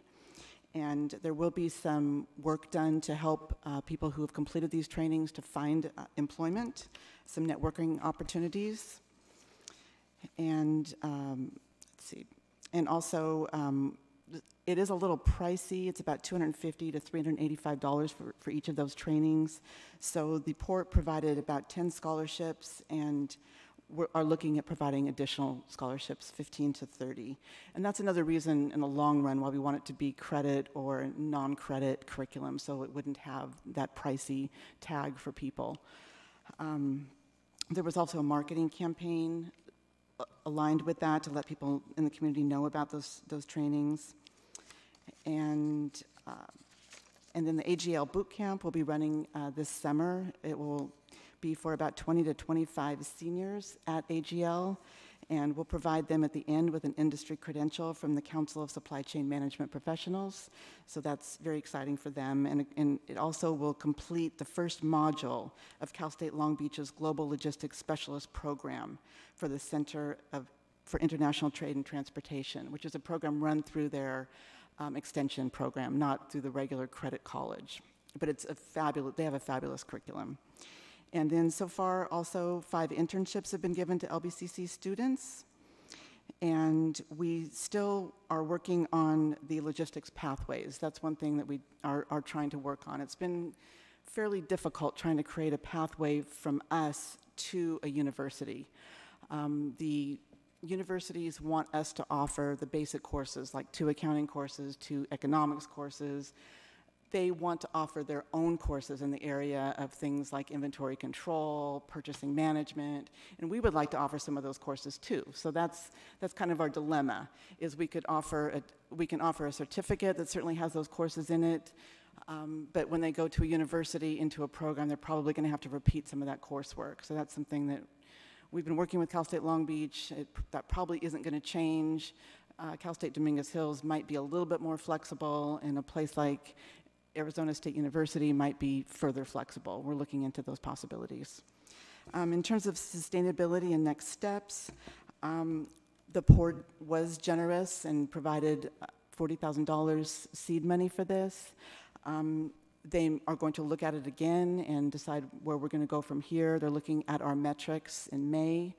If they were so inclined to continue to fund us, we would look at further development of curriculum, looking at those not-for-credit trainings and how we could create those into non-credit or credit programs. And we would, look at what they did, what worked in those trainings, what we need to revise. The money from the Port could also be used for instructional supplies, software, and material potentially, and also possibly an expansion of dual enrollment at Cabrillo High School. And I'm certainly able to answer any questions, and if I can't, Melissa Infacino is here, and she knows quite a bit about it also. Thank you. Great, thank you, Executive Vice President Scott, for that comprehensive report. Did I hear you correctly? Was it 40,000 or 60,000 that the Port provided? Okay, I made an error. It was 60,000. Because I thought it was 60,000. There's a myth that I have an elephant's memory, a very long memory, so it's a good... when I was saying it, I wasn't sure, and I apologize. No, it's fine. I just wanted to make sure my recollection was correct. Is there a... as far as where is the schedule of classes? And I know we're doing a great job of promoting this fantastic program that we have, and it started in February. But I just, maybe I'm missing it, or I tried to figure it out. It's probably my lack of knowledge around this Go ahead. Yes, please. Melissa can answer that. President Zia and trustees and President Superintendent Romali. Welcome, There is Melissa. a page online, lbcc.edu/Maritime Center. And so the schedule is there. All the courses are up, and then registration links, since this is a fee-based course, are through Lumens, and people can register there. There's also a link to the scholarship there as well. And how's it going with the?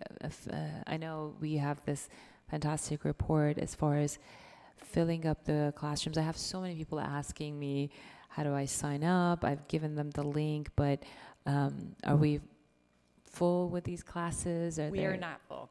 Okay. We are not full, and I think one of the challenges has been people believe that these are ILU longshoreman jobs. And so I think there's been some confusion about supply chain and logistics versus actually becoming a longshoreman. So we've had a lot of interest and a lot of phone calls from people saying, does this mean you'll help me get a job at the port as a longshoreman? So then we try to explain to them that there's a bigger industry, supply chain and logistics, and hope folks then will enroll in the courses. We also think that the community who really can benefit from the entry-level training that is provided through the short-term programs, the cost of the program is actually a real barrier. And so part of this was testing out whether or not it would really live as a fee-based course, as community ed or kind of extension program, and if there would be a market for those classes and folks would be able to pay for it. But honestly, we've had so many people apply for scholarships and really talk about the cost being a barrier that we have talked about really turning this into a non-credit program so that it's free to the community. Okay, so you may have, is it, what's the range for the cost again? It includes the testing for the Council of Supply Chain Management certificates, or credentials rather, which is close to $200. The range, it's in there, the range of classes is between about $275 and I want to say it was $350. Okay, so that amount is a barrier. Exactly, Yeah. yes. Yep, we Okay. heard that repeatedly from people. Okay, well, that's good to know. This is in spite of the scholarship or the seed money we've received from the port, correct? In addition, the port did provide scholarships, and I think initially we're reluctant to fully fund tuition and wanted folks to kind of share the cost of tuition. And we went back to them and we said, we're hearing from people that even paying a percentage is a barrier, and so we've extended additional scholarships for full scholarships to folks. So we've worked with communications to do another press release, and we're having 2 additional information sessions for folks in the community about it to let them know that there are additional scholarships. Okay. Well, this is a program that we're very proud of, and we want to make sure it's successful. So if there are enhancements we need to make, I will certainly be supportive of that and will advocate for that. And if we need to do more outreach as trustees and as advocates in our advocacy capacity, it's good to know. So I appreciate you informing us, and perhaps we can see an analysis of the difference between not for credit and a credit. I know Executive Vice President Scott, you mentioned that it's a harder transition to universities, but I personally would like to see the data in careers and job placements through this program as it matures.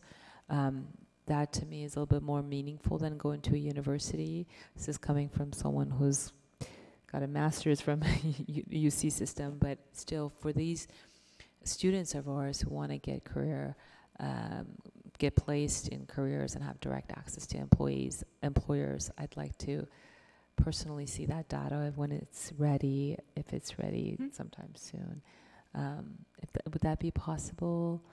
This work really was founded on a study that the Center for International Trade did at Cal State Long Beach for us, which looked at reports from the LAEDC, middle skills report out of JP Morgan Chase, Pacific Gateway Workforce Investment Board, a multitude of sources that identified the specific occupations that are in this training to to really identify those as the most high demand but low entry barrier. So short-term training was a perfect fit for them. So the demand is there, the jobs are there. These are the jobs that everybody has identified that really are hard to fill and only need a little bit of short-term training. I think right now it's really educating the public about the industry of supply chain and logistics. And that seems to be where some of the challenge is. I think people think of the port, they think of longshoremen, they don't necessarily quite understand what supply chain and logistics is. And so that, I think, is the challenge for us in educating the community on the opportunities. I gotcha. Thank you. Any members of the board would like to comment? Trustee Intuk? Yeah, I know those longshoremen are very famous. I think of this as a multi-phase, multi-step program. We're in phase 1 right now, and we were in DC last month talking about the federal funding that's available, and I don't know who's the best person to answer this, but it was getting this federal designation or being part of the federal consortium. Have we reached that designation or that membership level? And do we know when those federal dollars may be available? And then what would they fund if we were able to get those? I'll let Melissa answer this, but we are part of the Community and Technical College Maritime Workforce Consortium at the federal level. And several of us went to the meeting recently, their conference in San Diego, and got to hear presentations from many of the programs across the United States. And so that was very interesting. So I think it's going to give us a lot of ideas about things that we can do and people that we can model ourselves from. But I don't know about when the federal funding might be available. In the last section of the report are the details about where the funding is in the appropriations process, but we're working with Tom Downs. The entire consortium is working with Tom Downs, who is a federal lobbyist, and helped to create the consortium. And he feels confident now that the next stage of the process is for us to advocate with our local elected officials, such as Congressman Lowenthal and our state senators, to say, okay, the funding is there, at least the appropriation is there, and now we want the money to flow to the consortium. So when that happens, he was not able to give me a clear idea what it would look like, whether it would be a competitive process for the consortium members is also unclear, but it would be going directly to the consortium made up of those colleges, including us. Another thing, I'm a former academic advisor. I was looking on assist.org, and I realized we don't have an articulation agreement with Cal State Maritime Academy up in Vallejo. Is that something that we would do, or is there a potential if we proposed ADT in supply chain at the state level that would make us more competitive for the federal dollars, or is that part of our evaluation process? It's kind of difficult because the Cal State sometimes won't let us teach these courses. It's like the ADT in elementary education has one education course in it. The CSUs have not allowed the community colleges to have access to teaching those courses that they'll accept for anything other than elective units. So if we developed it, they would have to allow us to offer those classes, and that's going to be a very long discussion that would probably take, I wouldn't even want to guess, but 2, 3, 4 years, honestly. And then I know I talked to Dr. Scott about this the other day. I happened to come across a conversation, and I have a number of colleagues who did their MBA in supply chain management at Arizona State, and they are in the process of building a new campus in downtown LA, and they were trying to partner with the LA Community College District. And I was talking to them like, well, we got a better partner closer to the port than LA. And it might be an interesting, and they're part of the Western University Exchange. So if Long Beach City College students went to Arizona State, they would pay the same tuition as if they went to Long Beach State or Cal State LA. Okay. I don't know if that's another avenue. And they may be more flexible, and that was a good idea, and we're happy to look into working with them, absolutely. I think since my former boss works at Arizona State, they ought to look very kindly upon LBCC.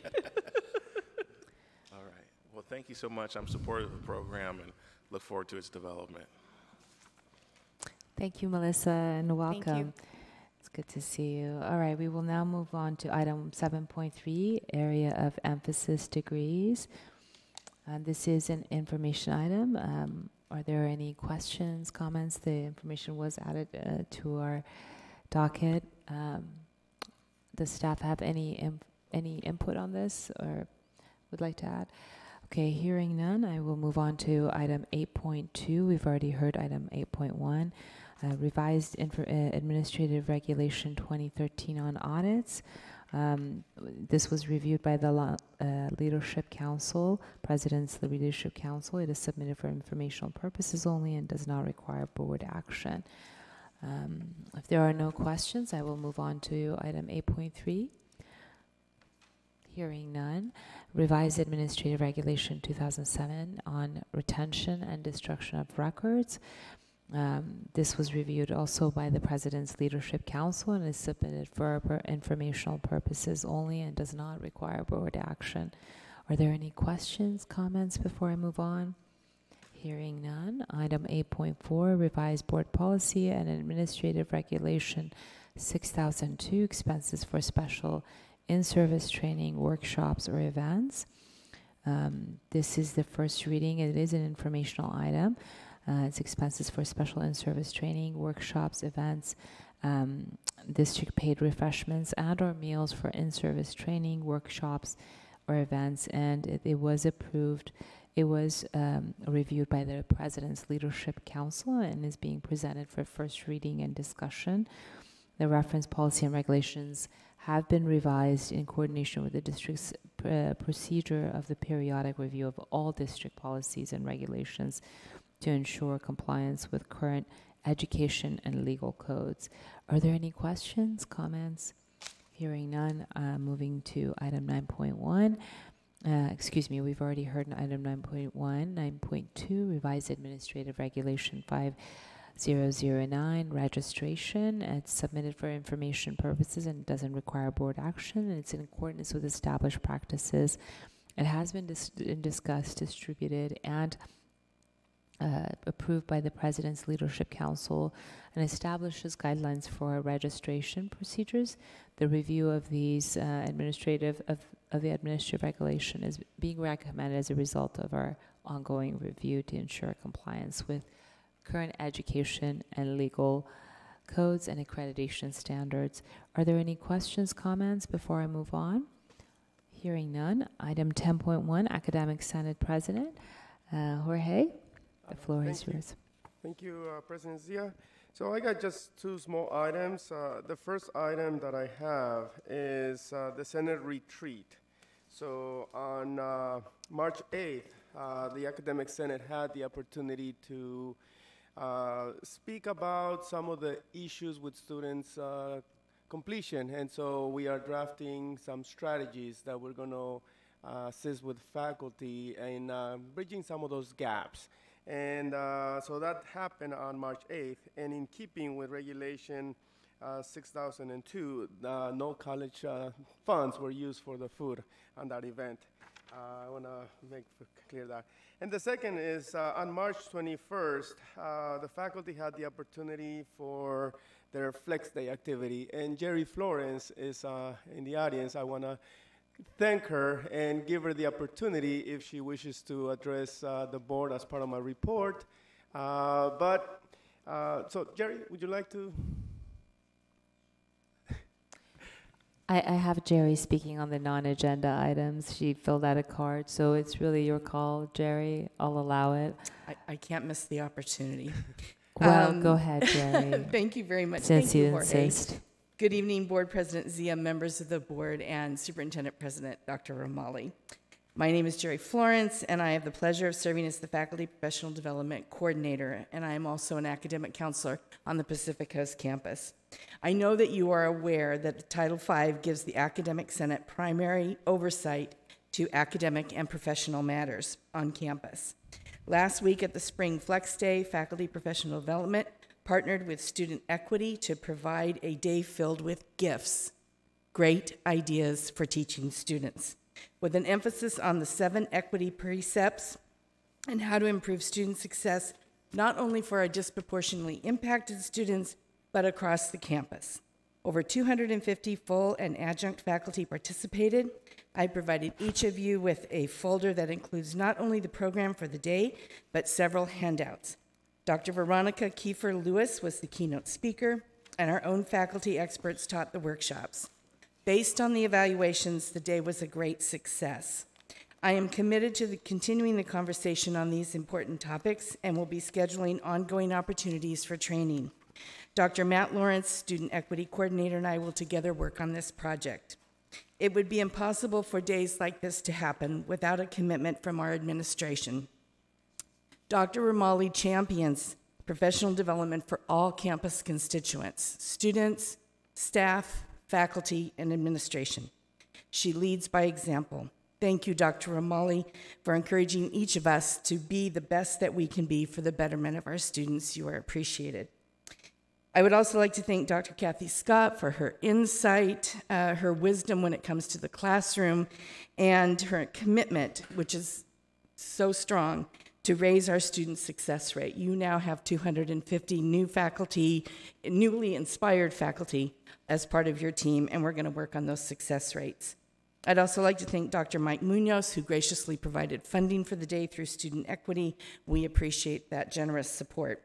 Finally, a big acknowledgement to Jorge Ochoa, the Academic Senate President, and Catherine Conchata, the FPD Senior Office Assistant. We usually refer to her as Catherine the Great, for all of their work behind the scenes to ensure that the day was a success. I couldn't have done it without you. You were a great teammate. Thank you so much, Jorge. Again, on behalf of the Academic Senate, I would like to thank the Board of Trustees for entrusting the Academic Senate with the responsibility to provide faculty professional development throughout the entire academic year. It is a task we take seriously, and we appreciate your support in all of our efforts. Thank you very much, and I hope you will get a chance to look at the brochures and things that were handed out. It was a great day. Thank you. Thank you, Jorge. Thank you, Jerry. And I just want to acknowledge the work by the faculty, the presenters, and administrators in making the day very successful. So thank you. Thank you, Jorge. Thank you, Jerry. That was a lovely report. We will now move on to item 10.2, Classified Senate President Annie Engel. The floor is yours. Hello, hello. Oh, thank you, President Zia. I do have a few things to report. Classified met with President Romali this last month. We had a session here at LAC and at PCC. It was very successful. It was a positive environment. Classified gave a lot of great feedback again, and we're very appreciative to have an administration that welcomes the classified perspective. So thank you, President Romali. We also had a few people that did meet with the Board of Governors, and that was a very good experience because we were able to give some great feedback to them. And we had some specialist enrollment services specialists and someone from the dual enrollment, sorry, thank you. And they gave some amazing insight and suggestions to them that I hope go right to the top. I'm very proud of our classified for that.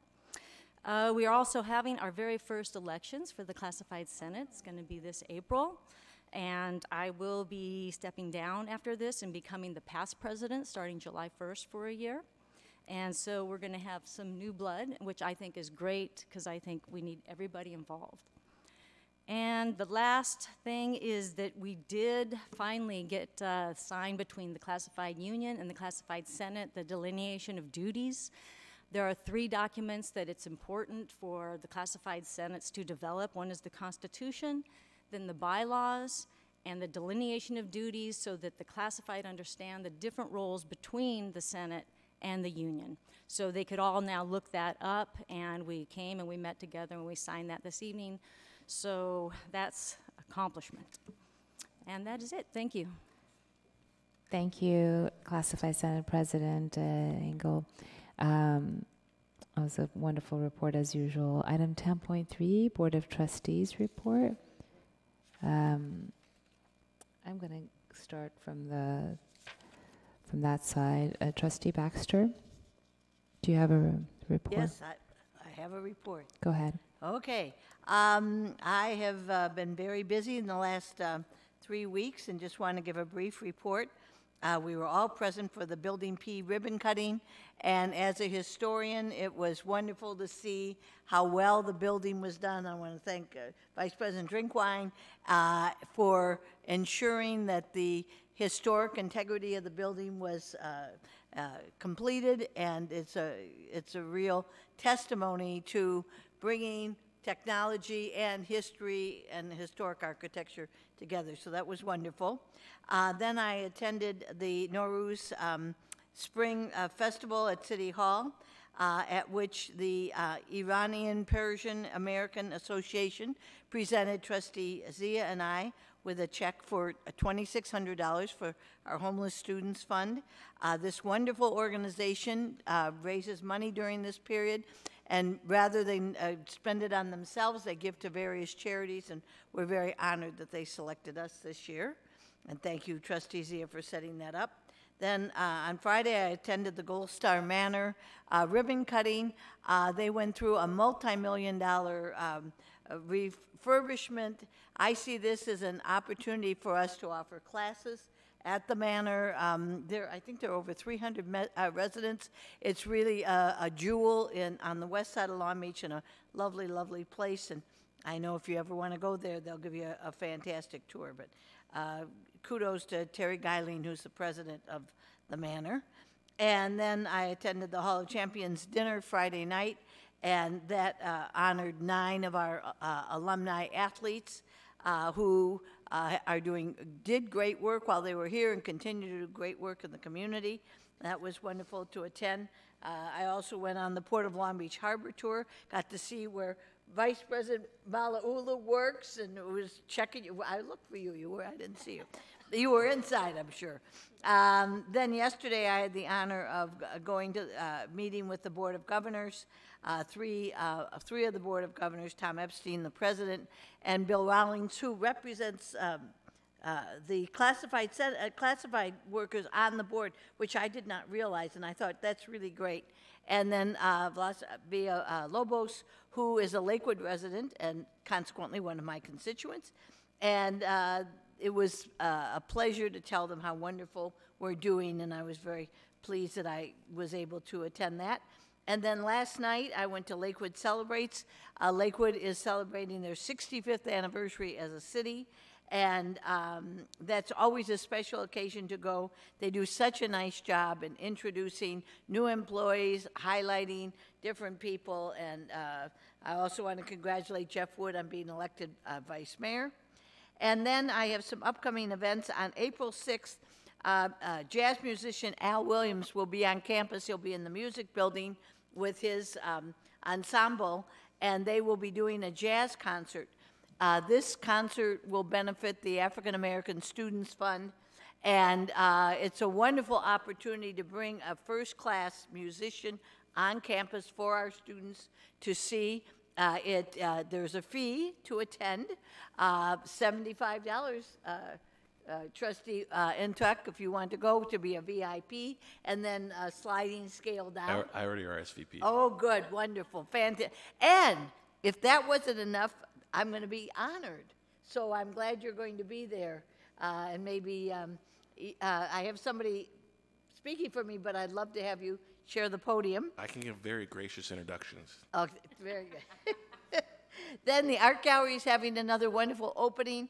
We should be very proud of our cutting-edge art gallery. They always bring in tremendous art, and this is no exception, so I encourage the public to go to that. Then I encourage, because I don't want to only highlight the art gallery, but the public to go to all the end of the semester concerts, the dance concerts, the music concerts, the vocal concerts. They're all fantastic and a wonderful asset.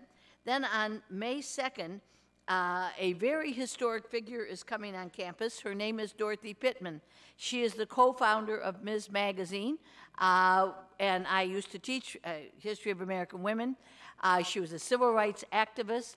She's 82 years old, and she's coming on campus to be acknowledged by our faculty. This is being put on by the Development of African-American professionals, Deborah Peterson and Dwayne Schaefer, and I would encourage people on campus to get involved because this is a first-class speaker coming to our campus, and so it's very exciting, and I'm happy to say I'm on the planning committee because I'm trying to find money for them, so if I hit you up for money, you'll know. And then lastly, on May 15th, the Senior of the Year Luncheon is being held at the Grand, and the Senior Center is honoring 3 icons in the media world: Shirley Wild from the Press-Telegram, Harry Salzgiver from Gazette News, and Joe Prevotel from the Archstone Foundation, who is stepping down.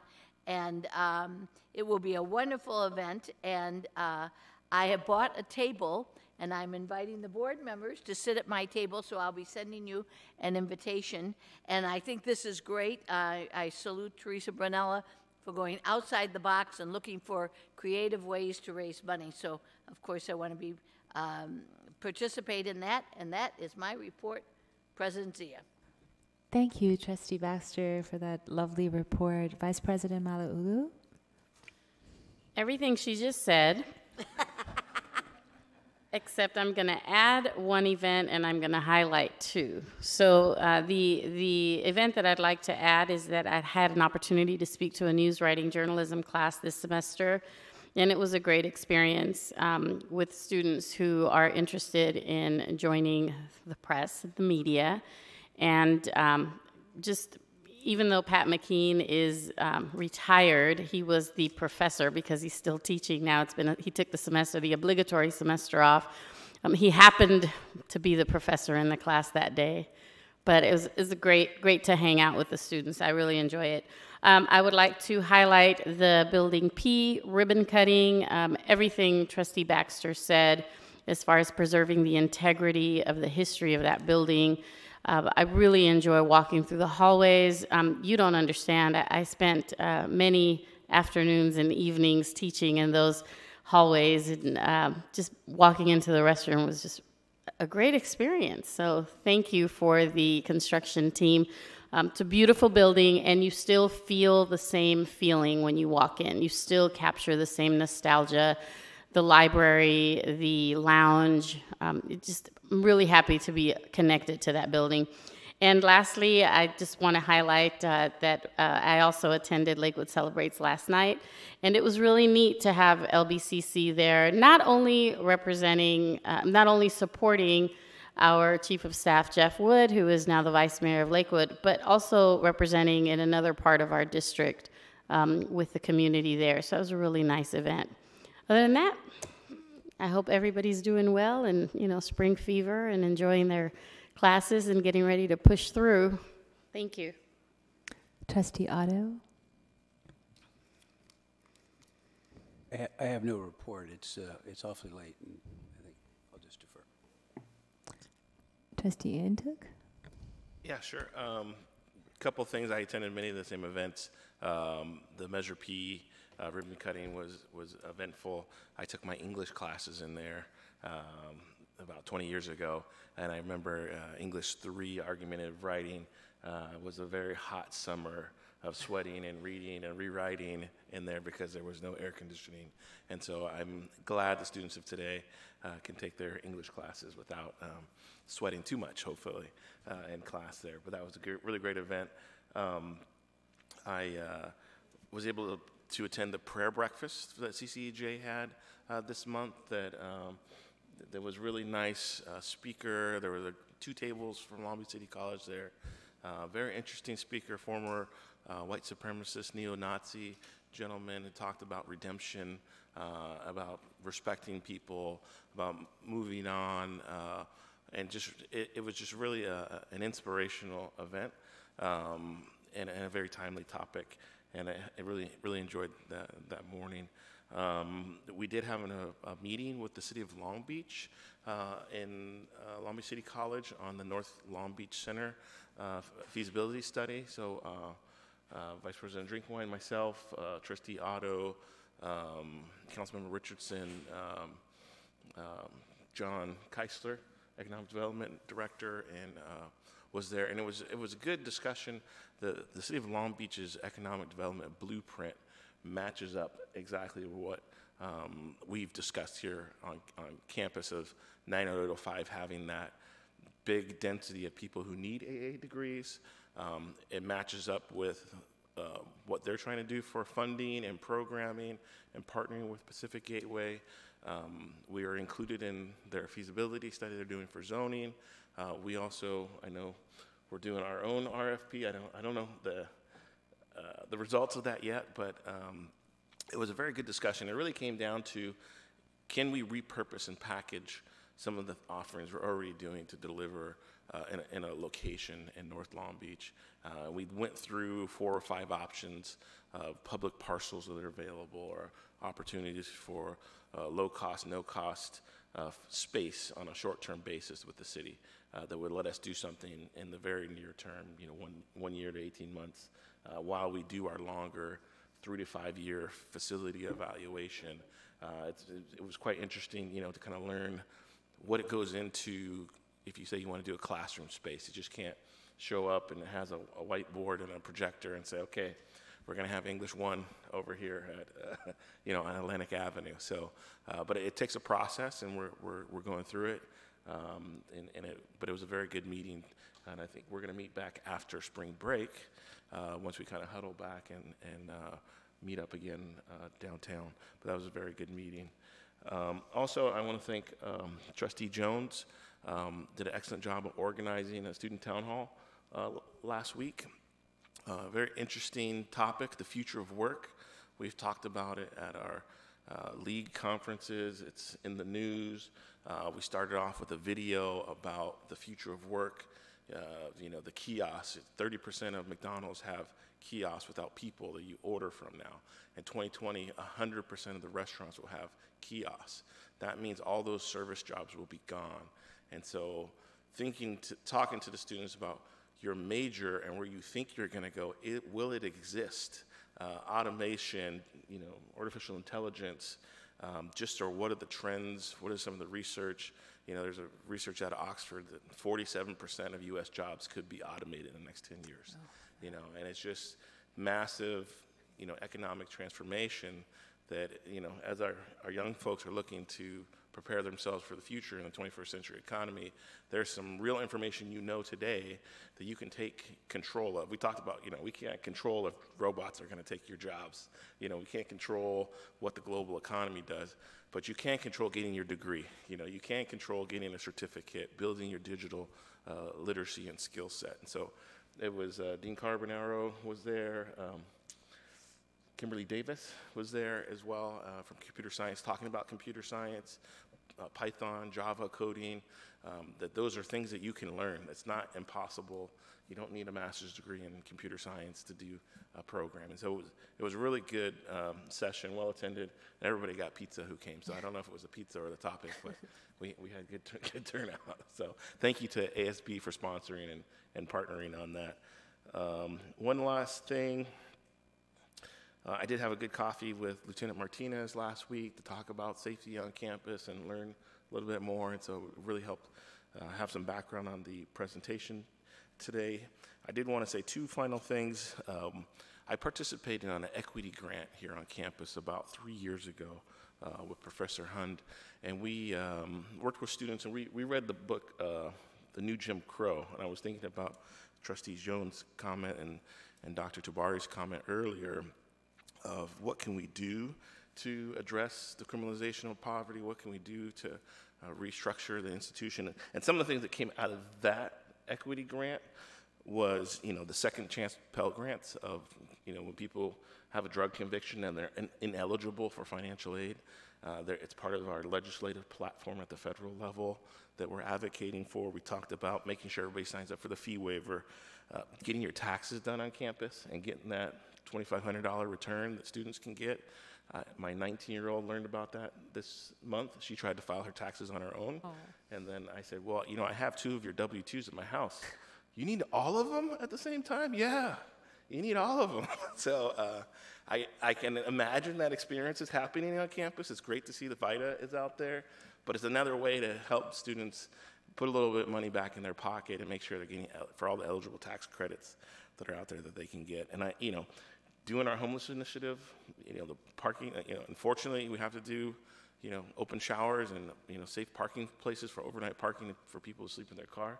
Those are, if you didn't have a policy, it would be probably trespassing and it would be a criminal action for being poor on campus and sleeping in your car. So having a designated area where you're not going to get a ticket, you're not going to get towed, is a small policy step that's happening or is proposed at the state level that we can do to start trying to address some of the systems. And really it's a Band-Aid for, heart surgery that we need in our community, but it's something that we're doing.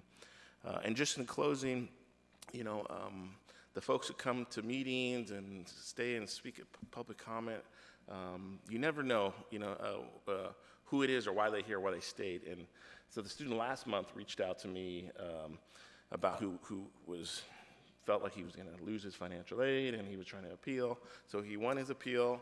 He was able to get an emergency loan to stop an eviction. He was going to be basically put out of his apartment.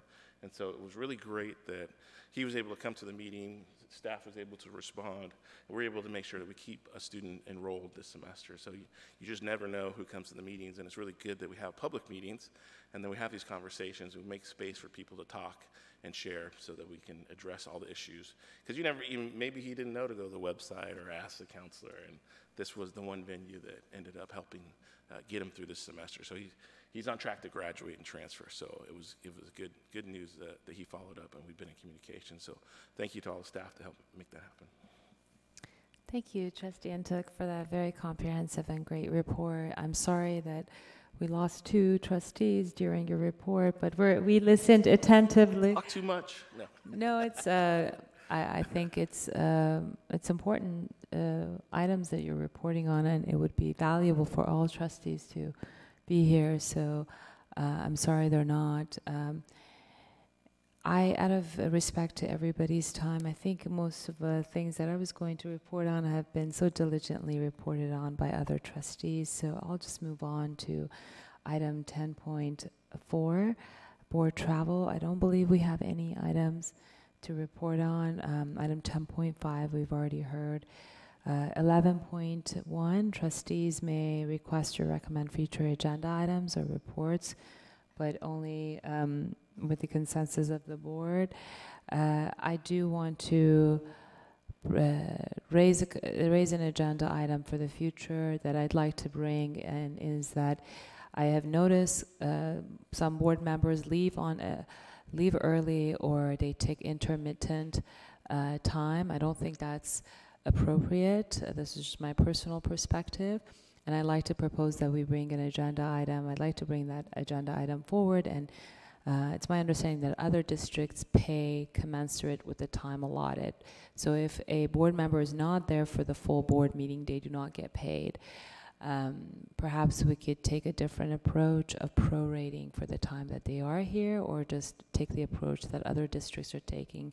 If you leave early, you're not going to get paid for your time. This is a job, and we should all be mindful of that. So if that is okay with everyone, I'd like to propose that in the future. Hearing no objections, that item will be coming to the board. Trustee Jones, do you have an item you'd like to add? I do, and I apologize. No, don't apologize. You have great ideas and items.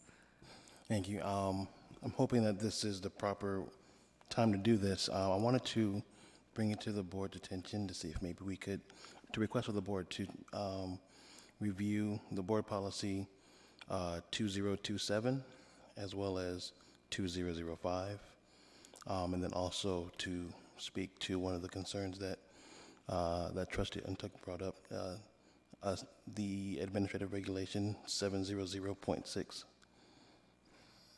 Can you say the context? Because I have to tell you, I don't know off the top of my head, and you do because you're an astute student, but the members of the public may not know what you're referring to, including myself, what those policies are, or just the subject heading lines.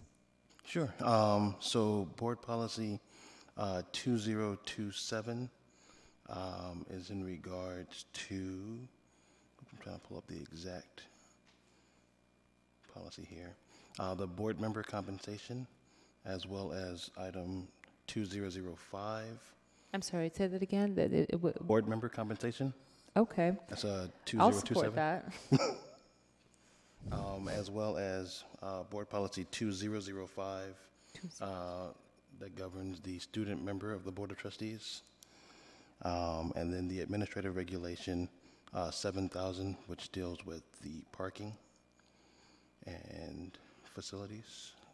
So just as a point of parking traffic control. Point of information, we don't vote on regulations. We vote on the corresponding policy. So if it's, you'll have to, is there a corresponding policy for administrative regulation 7000? Is there? Yeah, there is a board policy 7000. Is there? Okay, so you want the board policy, and then the regs, perhaps staff can.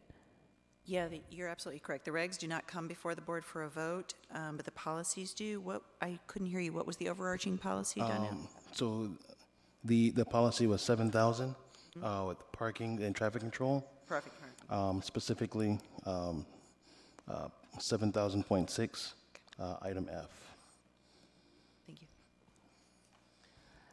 All right, great. Item 12.1. Well, are there, you know what, Trustee Baxter, you had asked for us to bring forward a travel, look at the travel policy, and I apologize. We just had so many items on this, and you've been so patient since before the new year. You made this request, and we'll bring that item on the agenda as soon as possible. Well, what I thought is, because we're really nearing toward the end of the fiscal year, it might be something that should be brought up toward, like in May. Sure. For the next fiscal year, if Might that's that be okay? And Trustee Zia, I am sorry, we have had 3 deaths among retirees that I wanted to end the meeting in a moment of silence, and I'm sorry, but I also see you have a blue card, so I didn't. That was Jerry, and she was heard. Jerry, unless, okay. Jerry, you want to speak some more. Okay. But if we could adjourn the meeting in memory of Priscilla Rametta, who was Department Head of Music, Leticia Suarez, who was the Dean of the Learning Resources area, and Mary Welsh, who taught in the olden days home economics, family and consumer studies. Okay, I'm sorry I didn't write those names down, but since we don't have any items for public comments on non-agenda items. Do you want me to write them out? And no closed session, we'll go ahead and adjourn the meeting in honor of the names that you mentioned, and then we'll just observe a moment of silence.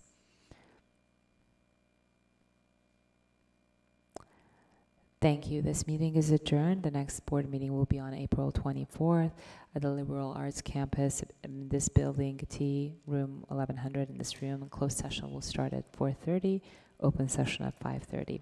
Thank you very much, ladies and gentlemen, and have a great evening. Thank you. I'm sorry, I should have told you and written it down. I wrote it down for you. Okay, thank you.